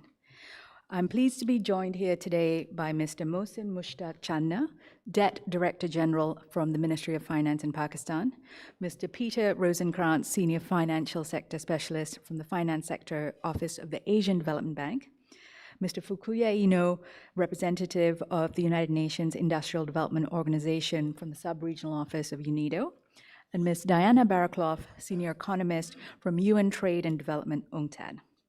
And before I ask my questions and give the floor to the speakers, may I just kindly remind them of limited time today. So let me start with my first question. Mr. Channa, many Asia-Pacific governments are facing increasingly limited fiscal space, which constrains their ability to invest in the SDGs. Keeping in view the severe commitment to enhance domestic resources, how can countries increase their tax revenue mobilization or improve efficiency of fiscal expenditure and other measures that you may highlight? Thanks, Ms. Suba. Indeed, Asia and Pacific region countries are facing tightening fiscal space, mainly due to rising debt stock, because of which the interest payments have increased and also inequality is increasing. As we know, there is a very strong school of thought which says that if the debt to GDP ratio goes over 90%, then the GDP growth rate of the country goes down by 1%. There are some voices against it also, but it is a strong voice and reasons to believe. Mainly because of the increase in interest, debt, the interest expense goes up, and the fiscal space for development expenditure goes down. The government of Pakistan has responded by increasing tax to GDP ratio by almost 1.5% in last 1 year. We have generated a primary surplus, which is only second in the last 2 years. And before that, it was negative. We have added new taxpayers by 50%. So because of that, the taxpayer base has expanded considerably. We are also improving our one-window system for imports and investment. We are also working on improving efficiency of fiscal expenditure. We believe we need to increase fiscal multiplier so that we can bring in crowding in of private investment instead of crowding out of private investment, which happens because of the high interest rates. The challenge for us remains circular debt and energy subsidies. We are trying hard to improve working of SOEs, which have been a drain on the national exchequer. Lastly, it is important to contain fiscal risk.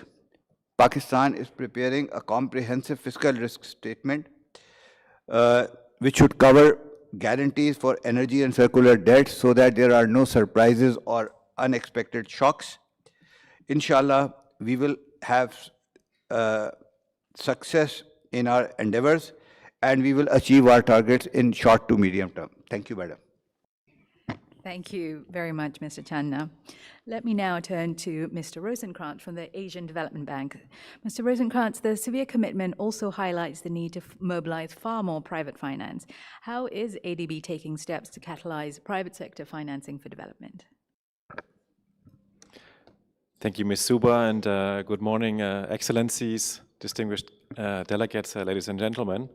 It is a great privilege for me to join this exciting panel, and I will be pleased to share my views on how MDBs and ADB can catalyze financing for development from the private sector against the backdrop that investment needs in the region are far beyond what public resources can provide. So in that context, capital markets, I'd like to discuss a little more about that, will play an important role as stipulated in the severe commitment.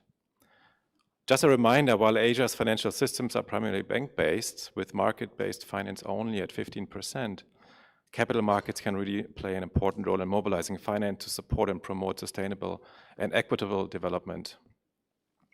So mobilizing these trillions required for sustainable developments will demand deep, inclusive markets capable of channeling long-term finance into areas such as climate adaptation, energy transition, as well as inclusive and sustainable growth more generally. And to that end, capital markets and innovative financing instruments can also help tap deep pockets from institutional investors, thereby channeling developed countries' excess savings into development and sustainable finance. So allow me to briefly share more about ADB's role in developing capital markets in the regions, which spans through multiple dimensions.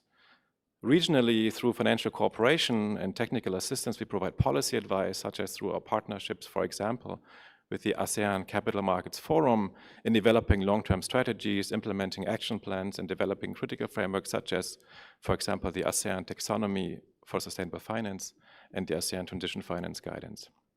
Then through technical assistance, we support specific sustainable bond issuances, thereby mobilizing private capital for green, sustainable, and inclusive investments. To date, we have supported issuance of over $4 billion USD equivalent under the ASEAN Sustainable Bond Standards, as well as other international standards. Much more has been mobilized under sustainable finance frameworks that we have helped develop. Currently, ASEAN counts for more than $90 billion in sustainable bond issuance, demonstrating how targeted interventions can mobilize private and institutional capital at scale. Then moving at the country level, our sovereign operations, we collaborate with selected developing member countries to strengthen frameworks, market infrastructure, alignment with international standards. Examples include policy-based lending programs with the Philippines and Indonesia to strengthen capital market development. And in Cambodia and the Lao PDR, we are supporting the development of national capital market development plans. Then against all the sovereign and regional country-specific policy advice and regulatory change, capital market development efforts in turn that really paves the way for downstream and private sector engagement, with also from ADB side. So in fact, we do also have our private sector operations in the capital market, including through catalytic investments and innovative bond structures. One example is in Mongolia, for example, where we are promoting capital market development, both at the policy level as well as with private commercial banks. So for example, we supported the first domestically issued green bond issuance in Mongolia by Han Bank and acted as anchor investor alongside the EBRD. And finally, to deliver all these operations, we follow, of course, a client-centric approach through close collaboration and alignment with priorities of all our developing member countries. Thank you very much. Let me stop here. Thank you very much, Mr. Rosenkrantz. Let me now turn to our fellow United Nations entities. Ms. Baraklov, the severe commitment emphasizes key actions that are needed to accelerate domestic revenue mobilization and strengthen debt sustainability. How is UNCTAD working to support member states in strengthening these two areas, and what would your broader message be to our member states on these issues?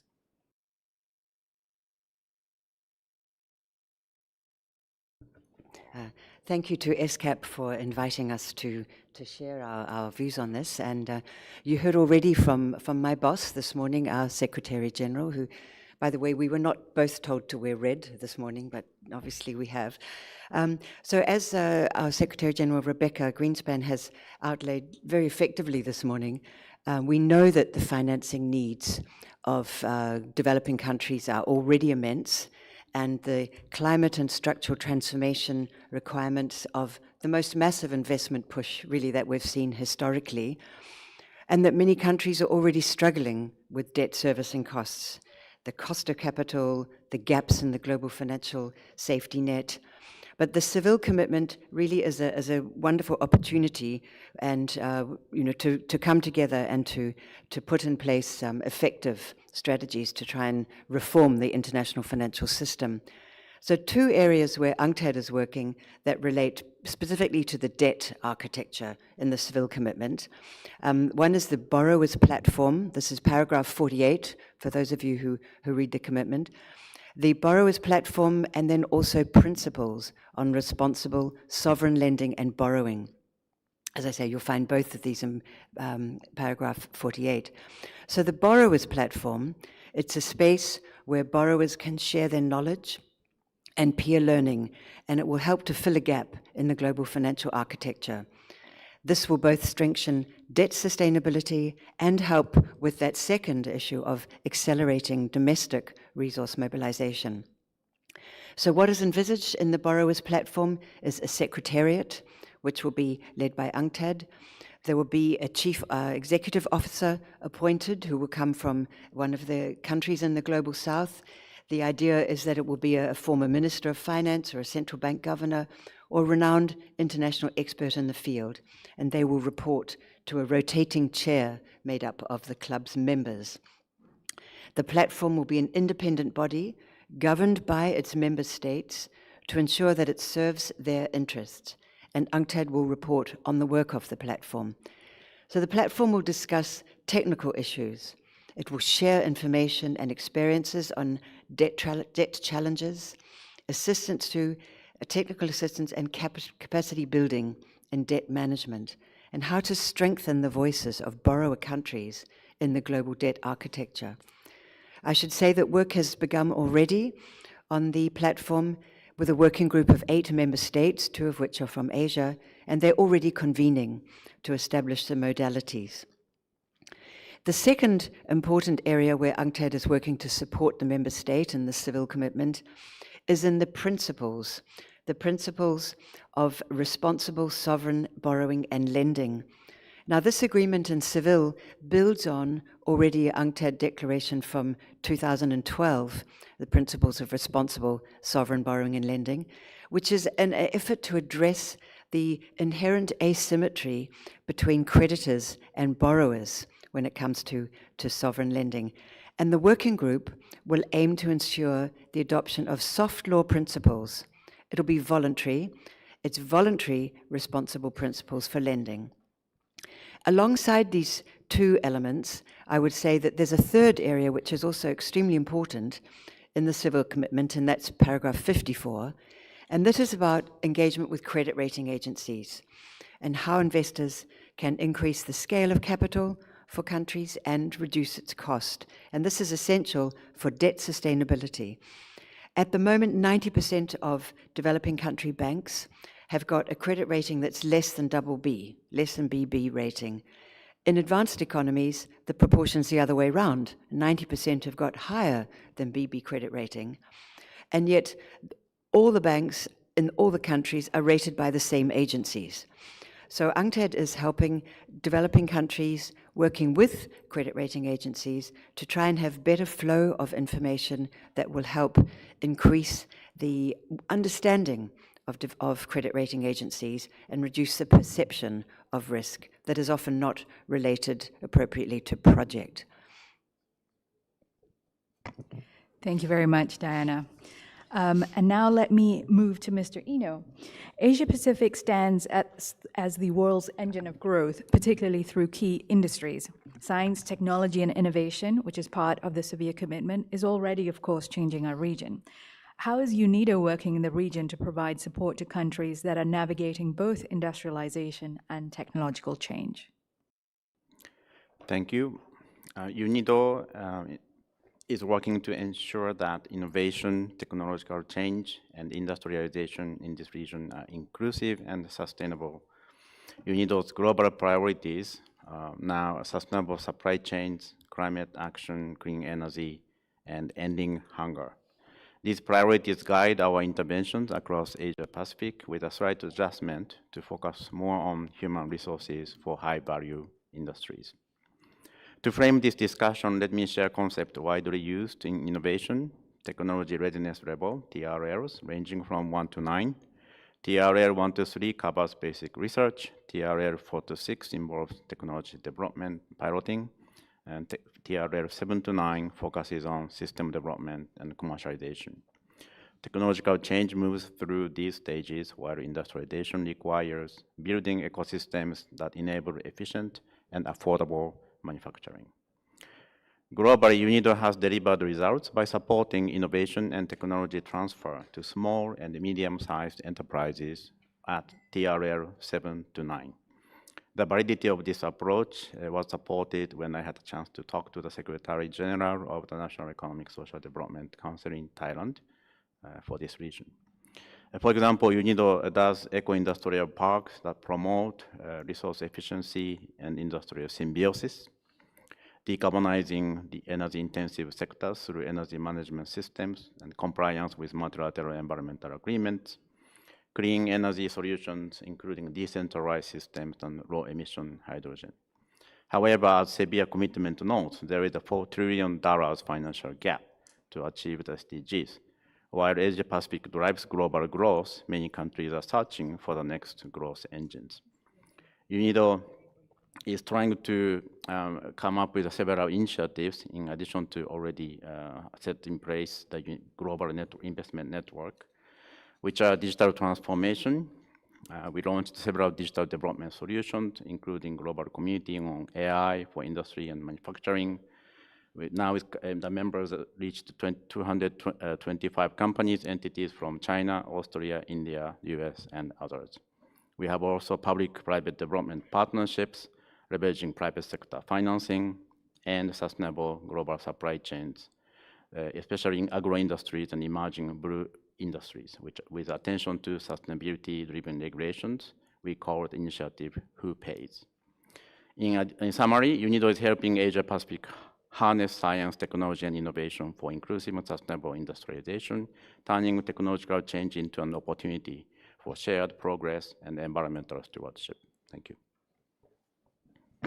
Thank you, Mr. Ino. And as a last question to all our panelists, starting perhaps from my left in 30 seconds or less, what are your reflections on how institutions can strengthen collaboration with ESCAP to ensure a coherent implementation of the severe commitment across the region? Start with you, Diana. Right, thank you. 30 seconds, okay, that's a big call. Well, ESCAP is the voice of the member states in Asia Pacific. So the most obvious way to strengthen collaboration is send your best people to the ESCAP meetings and send people who are, technically and politically involved and interested in the questions. It's your regional voice.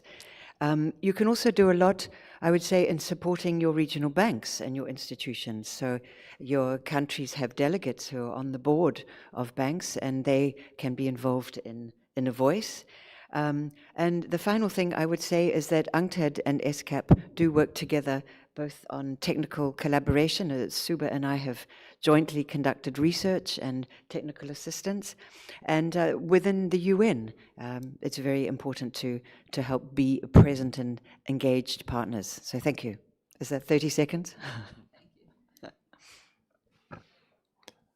So thank you so much, and of course we really look at an excellent and long-standing partnership between UNESCAP and ADB, grounded in decades of cooperation, bilateral, tri-party MOUs and the likes. Just a few points to highlight is our joint SDG work with UNESCAP and UNDP on various flagship reports. 2024 focused on interlinkages of climate change, poverty and hunger, 25 on decent work and gender equality in the context of green and blue transition, and under preparation for 2026 is a report focusing on people-centered urban development. This is just an example, as well as our engagement on the Asia-Pacific Trade Facilitation Forum, and of course also the cooperation with the Finance for Development for regional consultations. But looking ahead to further support the severe commitment, I mean, we have a very strong foundation built on our achievements, and recent discussions on domestic resource mobilization and fiscal policy reveal opportunities to deepen collaboration. I'm very confident that our institutions will find new areas to cooperate while strengthening our ongoing, already very strong collaboration. Thank you very much. Thank you, Madam. The member countries can collaborate with UNESCAP in adopting international best practices for green financing. We have recently got our sustainable finance framework approved by the cabinet. We got our first issuance of domestic green sukuk bonds this May. But I believe these are just the first step towards green financing. We hope to learn more avenues from UNESCAP and have their technical assistance towards mainstreaming our efforts for green financing in medium term. Thank you. One practical way to strengthen the collaboration with ESCAP is through sub-regional market approaches that create coherence and scale. An example is that Indonesia, Malaysia, Thailand growth triangle, which brings together the southern part of Thailand, Peninsula Malaysia, and western Indonesia. This approach could work better because it's small enough to ensure policy consistency and proximity, yet large enough to attract private sector investment and deliver economies of scale. Mechanisms like this allow for joint planning, knowledge sharing, and coordinate the monitoring, aligning financing for development. Thank you. Thank you very much. And with that, we draw our expert discussion here to a close. I'd like to thank Mr. Channa, Mr. Rosenkrantz, Mr. Baraklov, and Mr. Eno very much for your contributions and time today. And now let me give back the floor to our chair for interventions. Thank you.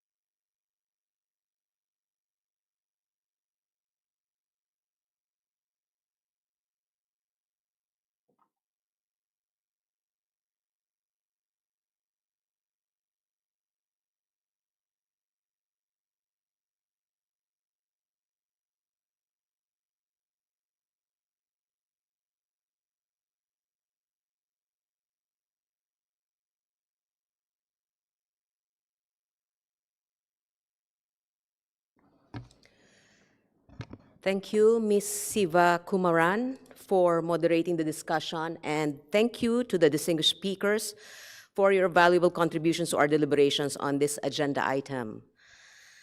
Excellencies, distinguished delegates, we shall now proceed with the country statements for agenda item number 2. Before we proceed, allow me a few minutes to go through some important issues regarding the conduct of the meeting. I would like to invite the distinguished delegates wishing to make statements to submit their names and written statements to the conference room officer seated to my left. Submitting a written statement will ensure that your statements are accurately reflected in the account of proceedings. I would like to urge all speakers to adhere to the time limit of 3 minutes to ensure we can hear from all those participating. I also would like to remind delegations that in case of a longer statement, you may provide the Secretariat with a full statement for sharing through the committee website. The Secretariat would also like to encourage each delegation to focus its intervention on each of the agenda items under discussion. In view of the mandates and operational requirements of the committee, priority will be given first to the members, associate members, and observer countries of the committee. If time allows, the floor will then be given to international organizations and other entities. Statements will be read in the order in which they have been received by the conference officer or show up in the request to speak list. Regarding the report of the committee, only the decision discussed during the session will be captured and considered for adoption in the report of the committee on the final day of this committee session on 21st of November 2025. In this connection, I would like to draw your attention to the procedure for consideration of draft decisions. Please note that the pertinent draft decisions will be discussed and considered under the relevant agenda items based on the analysis provided by the Secretariat in the pre-session document. In this regard, please note that following the completion of country statements, the pertinent draft decisions will be discussed and considered under agenda items 2, 3, 4, and 5. An account of the proceedings will be drafted after the session has ended to be circulated to participants so that they have an opportunity to ensure that their statements have been accurately reflected and be annexed to the report on the session. Distinguished delegates, in order to facilitate the conduct of the session, I now turn to the matter of statements in exercise of the right of reply during the committee. In line with Rule 46 of the Rules of Procedure and Practice of the parent body of the Commission, the Economic and Social Council, I propose that in exercising the right of reply, delegations should be as brief as possible and deliver their statements at the end of the meeting at which the right is requested, or at the end of the day, whenever 2 meetings have been scheduled for that day to consider the same item. I further propose that the number of interventions in exercise of the right of reply for any delegation at a given meeting should be limited to 2 per item. with the first intervention limited to 3 minutes and the second, if any, to 2 minutes. Delegations wishing to exercise the right of reply are kindly requested to inform the Secretariat staff located to the right next to the podium. I will call on your delegation at the end of this meeting or at the end of today's last meeting. I hope this is clear to all delegations. Any objection, please, or any comments?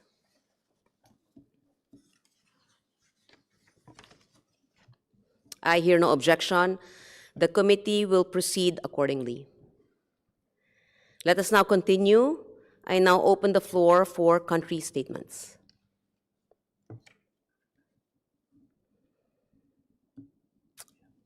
I would like first to invite the first speaker on the list, the distinguished delegate from Sri Lanka, to be followed by the Republic of Korea. Sri Lanka, you may take the floor now. Yeah. Thank you, Chair, Excellencies, distinguished delegates, ladies and gentlemen. Sri Lanka is honored to participate in these 5th sessions of the committee and express its appreciations to ESCAP for its continuous assistance in advancing financial development in our region. We meet at a pivotal moment. The severe commitments adopted at the 4th International Conference on Financial Development offers an updated and ambitious framework for the mobilizing financial at scale, addressing the complex depth and development challenges, and advancing reform in the international financial architecture. With only 5 years remaining, the achievement the 2030 agenda, Sri Lanka strongly welcomes the emphasis of strengthening regional flora process. Chair, allow me to share Sri Lanka's national effort that renowned with the objective of the severe commitment and demonstrate our commitment to the sustainable development financial. First, to promote investment in sustainable development, deepen in domestic financial and capital markets, and scale up foreign direct investment. Sri Lanka has launched the National Climate Financing Strategy 2025-2030. This strategy outlined 12 priority climate financing instruments, including disaster risk insurance, subsidized for good agriculture practices, thematic bonds, and the dedicated funds to mobilize additional financing for climate and nature initiative outside the national budget. Recognizing urgency, Sri Lanka initiates progressive actions even before the official launch of this strategy. With the valuable technical assistance of ESCAP, we have developed a green bond framework enabling Sri Lanka to move towards issuing both green and blue bonds. With support from the ESCAP and GGGI, Sri Lanka obtained a second-party opinion, achieving the high rating compatible and framework developing by advanced economics. Through this framework, together with its rating yet to be launched by Sri Lanka, it is established a solid foundation for attracting environmentally aligned investment flows. Second, Sri Lanka is strengthening sustainability in the blue economy to ensure that new investment in the marine space align with the national sustainable development priorities. Sri Lanka is finalizing a marine investment planning tool developing using GIS data. Chair, the Ministry of Finance is actively seeking a development robust data system to support sustainable financial decision making. It is crucial that the credible data is both valuable and democratized in line with the government's wider digitalization agenda. The Marine Investment Planning Tool is one example of the data incentive product supporting efficient and transparent investment.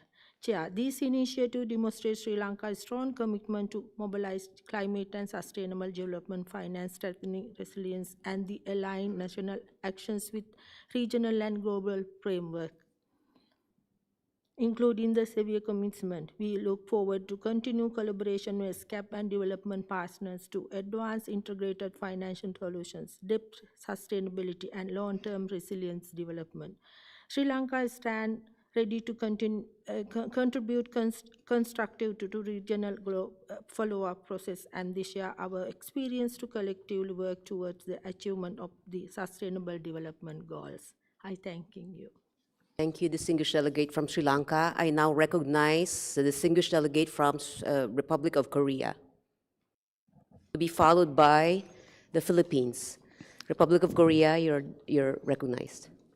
Thank you, Madam Chair. First of all, I'd like to thank you for assuming the chairpersonship of this committee. I'm confident that this session of the committee will be a great success under your able leadership. As the importance of development finance for achieving SDGs continues to grow, the fourth International Conference on Financing for Development, FFD4, held in last July in Seville was relevant and appropriate. We should note that this overdue fourth conference was convened in a decade since the last one in Addis Ababa, amid increasing complex global challenges, including but not limited to geopolitical tensions, macroeconomic instability, and the impacts of climate change. I firmly believe that the conference carried special significance as nations jointly conducted a critical reassessment of the global development finance architecture and reaffirmed collective resolve to effectively mobilize and utilize development resources. During the conference, the Republic of Korea's new administration has expressed its firm commitment to advancing international development cooperation that fosters solidarity and partnership while actively responding to humanitarian crises in progress worldwide. Particularly, the Republic of Korea is pleased to join in welcoming and supporting its outcome document Seville commitment. We sincerely hope that it will serve as a significant milestone toward the shared goal of advancing sustainable partnership, innovative financing, and especially effective development cooperation. To support the implementation of the FFD4's outcomes, Korea hosted the 8th Busan Global Partnership Forum September this year. It provided a timely opportunity to explore concrete ways to bring our commitment into action. In closing, we look forward to ESCAP's meaningful role in supporting the successful implementation of Seville commitment in Asia and the Pacific region. Thank you. Thank you, distinguished delegate from the Republic of Korea. I now recognize the distinguished delegate of the Philippines to be followed by Russian Federation. Philippines. Madam Chair, distinguished delegates, the outcomes of FFD4 is a collective achievement that reaffirms international solidarity and multilateral cooperation in achieving the SDGs. For our region, these commitments are especially vital as the Asia-Pacific faces multidimensional challenges from climate change and natural disasters to sovereign debt vulnerabilities. We urge developed countries to fulfill their long-standing ODA commitments and call on multilateral development banks to expand financing capacity with better concessional terms. As one of the world's most disaster-vulnerable regions, we stress the urgent need for concessional climate finance that is on top of and not a substitution for ODA. While the Philippines continues to leverage blended financing to mobilize the private sector's resources at scale to achieve the UN SDGs, we also maintain the view that private finance must complement and not substitute ODA commitments. We also reaffirm migrant workers' positive contributions to their host countries as well as their home countries. And in this regard, we stress the importance of reducing the transaction costs of their remittances. We emphasize the need for technical assistance to enable developing countries to realize the outcomes of FFD4. Furthermore, as chair of the like-minded group of middle-income countries, the Philippines emphasizes that development is a multidimensional process. Many middle-income countries in our region face structural challenges and inequalities and require adaptive international support. It is therefore imperative to develop indicators that can help ensure that development financing and cooperation are more equitable, targeted, and responsive to countries' diverse and specific needs. Lastly, we reiterate our call for the meaningful reform of the international financial architecture to ensure fair representation of developing countries in global decision-making processes. We look forward to working with ESCAP and our regional partners to translate the outcomes of FFD4 into concrete terms to ensure that no one is left behind. Thank you. Thank you, Philippines. I now recognize the distinguished delegate from Russian Federation to be followed by China. Russian Federation, please. Благодарю, госпожа председатель. Уважаемые коллеги, страны Азиатско-Тихоокеанского региона сталкиваются с серьезными вызовами на пути к достижению целей устойчивого развития к 2030 году. Ограниченный доступ к финансированию развития, нелегитимная практика применения односторонних мер экономического давления, ограниченные бюджетные возможности стран по выделению средств на деятельность в области реализации ЦУР, высокий уровень внешнего долга. И это лишь немногие из факторов, которые требуют оперативного внимания государств-членов комиссии. Четвертая международная конференция по финансированию развития, прошедшая в Севилье, стала важной вехой в глобальных усилиях по реализации повестки 2030. Мировому сообществу удалось достичь консенсуса и принять севильское обязательство. Документ, который пусть и не лишен компромиссов, но отражает стремление государств к более справедливой и сбалансированной финансовой архитектуре, учитывает изменившиеся глобальные реалии и выступает адекватной основой для дальнейшей работы в сфере финансирования развития. Право на развитие – это неотъемлемое право всех народов. В этом вопросе недопустимы дискриминации и барьеры, выстраиваемые по политическим соображениям. Мы убеждены, что работа на этом треке должна вестись деполитизированно, исходя из реальных потребностей стран и без навязывания внешних политико-идеологических установок, будь то климатическая, гендерная или иная повестка. Мы вновь подтверждаем свою неизменную приверженность процессу финансирования устойчивого развития. Уделяем большое внимание оказанию содействия как по линии двустороннего сотрудничества, так и через многосторонние механизмы. Объемы официальной помощи в целях развития со стороны России достигают $1 миллиарда в год. Мы продолжим и далее вносить свой вклад в общие усилия, сообразно имеющимся у нас возможностям. Рассчитываем, что итоги 4-й международной конференции по финансированию развития придадут дополнительный импульс выполнению повестки 2030 на пространстве Азиатско-Тихоокеанского региона. Благодарю за внимание. Thank you, Russian Federation. I now acknowledge the distinguished delegate from China to be followed by Nepal. China, please. 谢谢主席女士。第4届发展筹资国际会议通过塞维利亚承诺，反映了国际社会，特别是发展中国家对于重振全球发展筹资框架的迫切愿望。中方支持亚太经社会在区域层面积极推进落实上述承诺，缓解发展中国家面临的筹资难题，为落实2030年议程注入新的动力。我们要拓宽协同有序的发展筹资渠道，广泛动员各类发展资源，携手推动共同发展。在发展合作中，南北合作是主渠道，南南合作可作为重要补充。要敦促发达国家足额履行官方发展援助承诺和气候资金义务，加大向发展中国家的资金和技术转移规模和力度。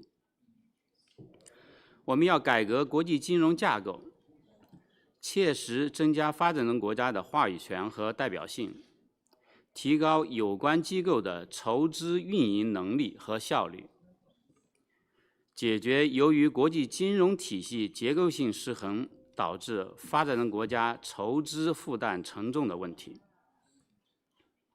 要推广本币融资工具，筑牢全球金融安全网，完善公平、高效、稳健的国际发展筹资体系。我们要聚焦发展重点，支持发展中国家在减贫、粮食安全、绿色发展和数字转型等领域加大投入，帮助其更好应对气候变化挑战，抓住新一轮科技革命和产业变革的机遇，培育新质生产力。我们要持续推动贸易投资自由化、便利化，反对单边主义和贸易保护主义，建设开放型世界经济。要加强宏观政策协调，减少主要经济体宏观政策的负面外溢效应，营造开放稳定的发展筹资环境。中国政府一直是全球发展的积极贡献者，通过推进高质量共建“一带一路”和全球发展倡议等，为发展中国家落实可持续发展目标提供资金支持。我们愿同各方一道，积极推动塞维利亚承诺在亚太地区转化为具体行动，为加速推进落实2030年议程、构建人类命运共同体做出更大贡献。谢谢主席女士。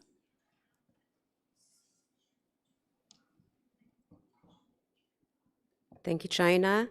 I now recognize the distinguished delegate from Nepal to be followed by Indonesia. Nepal, please.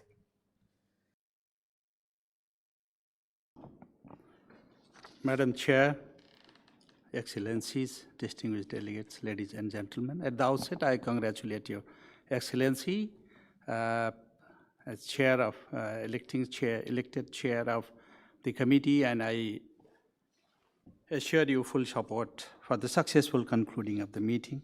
I also would like to extend sincere appreciation to the Secretariat for excellent arrangement of the session. At first, let me share a little bit information about our political development in Nepal. During the second week of September, Nepali youth, particularly the younger generation, took the street with a clear and compelling voice for change. Their call was not for narrow interest, but for the nation building and the pillar of good governance, transparent, accountable, and more responsible to the people. In the JG movement, we saw very unfortunate violence and claim that claims lives and left deep scars in our society. Many administrative buildings were destroyed. Now, an interim government has been formed to steer the Nepal's political directions at this critical moment. For the first time in Nepal's history, Nepal is led by a woman prime minister, herself former chief justice. General elections has been scheduled for the 5th March of 2026. This will mark another step in strengthening our democracy through fresh mandate of the sovereign people. Currently, Nepal stands at a very critical point in our history. Nepal continues its journey towards sustainable and inclusive and resilient development as a least developed country in transition towards graduations. Our progress has been challenged by persistent external shocks ranging from global economic volatility and adverse impact of climate change and the rising cost of international borrowing. Despite these pressures, Nepal remains committed to implement the 2030 Agenda, strengthening macroeconomic stability, reducing poverty, creating decent jobs, and expanding social protection.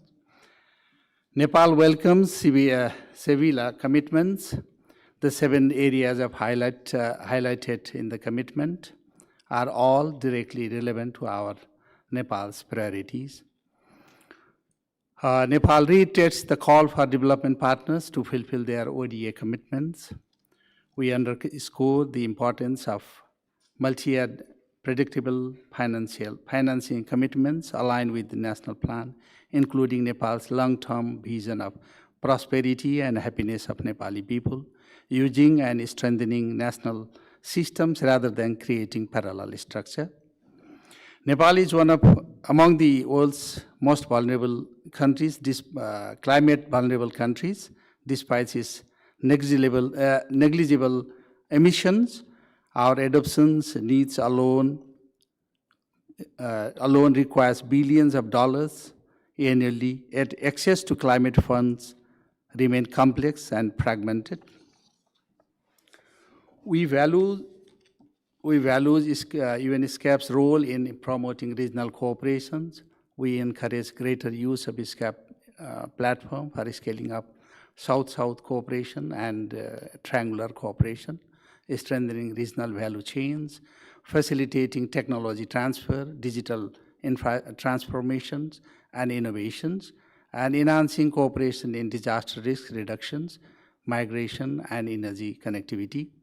Nepal is implementing an integrated national financing framework to strengthen our domestic resource mobilizations and guide the alignment of the financing flows. Although Nepal maintains a moderate risk of debt distress, debt vulnerabilities are increasing due to rising interest rates and shrinking fiscal space. To attract sustainable private investment, Nepal is strengthening legal frameworks involving business environment, improving the business environment, and promoting digital financial inclusion. Nepal encourages international cooperation for digital infrastructures development, safe and inclusive digital transformation, technology transfer on favorable terms. Madam Chair and distinguished delegates, please conclude. Nepal firmly believes that achieving the Sustainable Development Goals requires renewable global commitment to equity, solidarity, and partnership. I thank you all.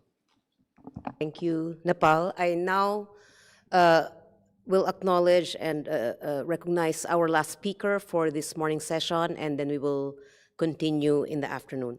So I will now recognize Indonesia, the distinguished delegate from Indonesia. Please. Yes, thank you, Chair.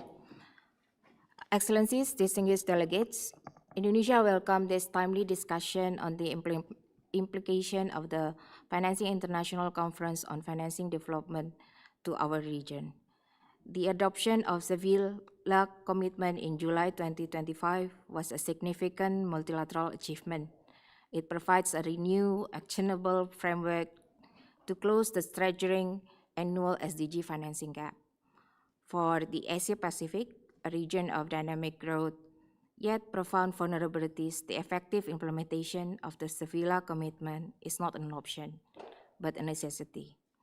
Our region encompasses a wide spectrum of development realities. We are a global engine of growth, yet home to the world's largest concentration of the poor. This constructing development realities underscore that uniform solution will not work. Our financing strategies must be diverse, targeted, and responsive to national circumstances. Furthermore, our efforts are not made in vacuum.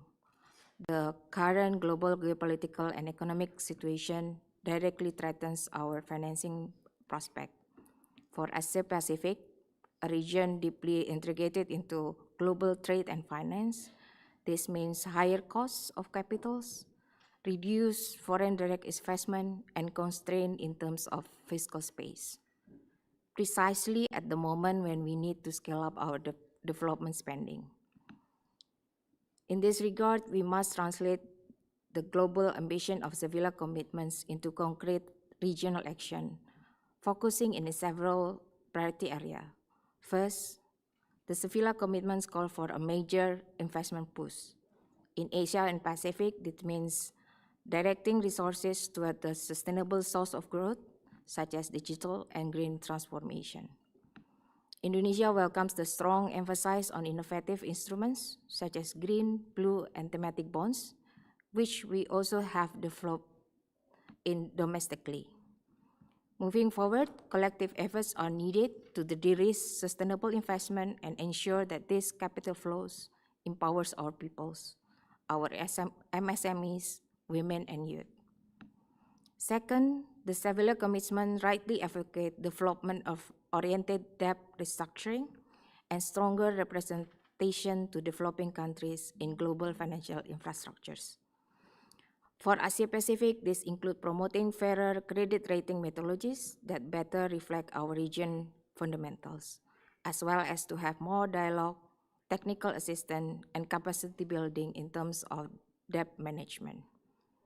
Third, regional initiatives such as ASEAN Taxonomy for Sustainable Finance and the ASEAN Infrastructure Fund need to be further encouraged. We must also enhance synergy between this regional initiative with the UN system, including ESCAP, as well as the other international financial institutions. Chair, distinguished delegates, Indonesia remains firmly committed to advancing the implementation of Sevilla Commitment. We will continue to share our experience from debt to development swaps and blended finance platforms such as SDG Indonesia 1 to our expanding South and South Cooperation Initiative. Let us use the Sevilla Commitment as a shared roadmap. By mobilizing governments, international institutions, private sectors, philanthropies, we can unlock the resources needed to build an inclusive, resilient, and sustainable Asia-Pacific. Thank you, Chair. Thank you, Indonesia.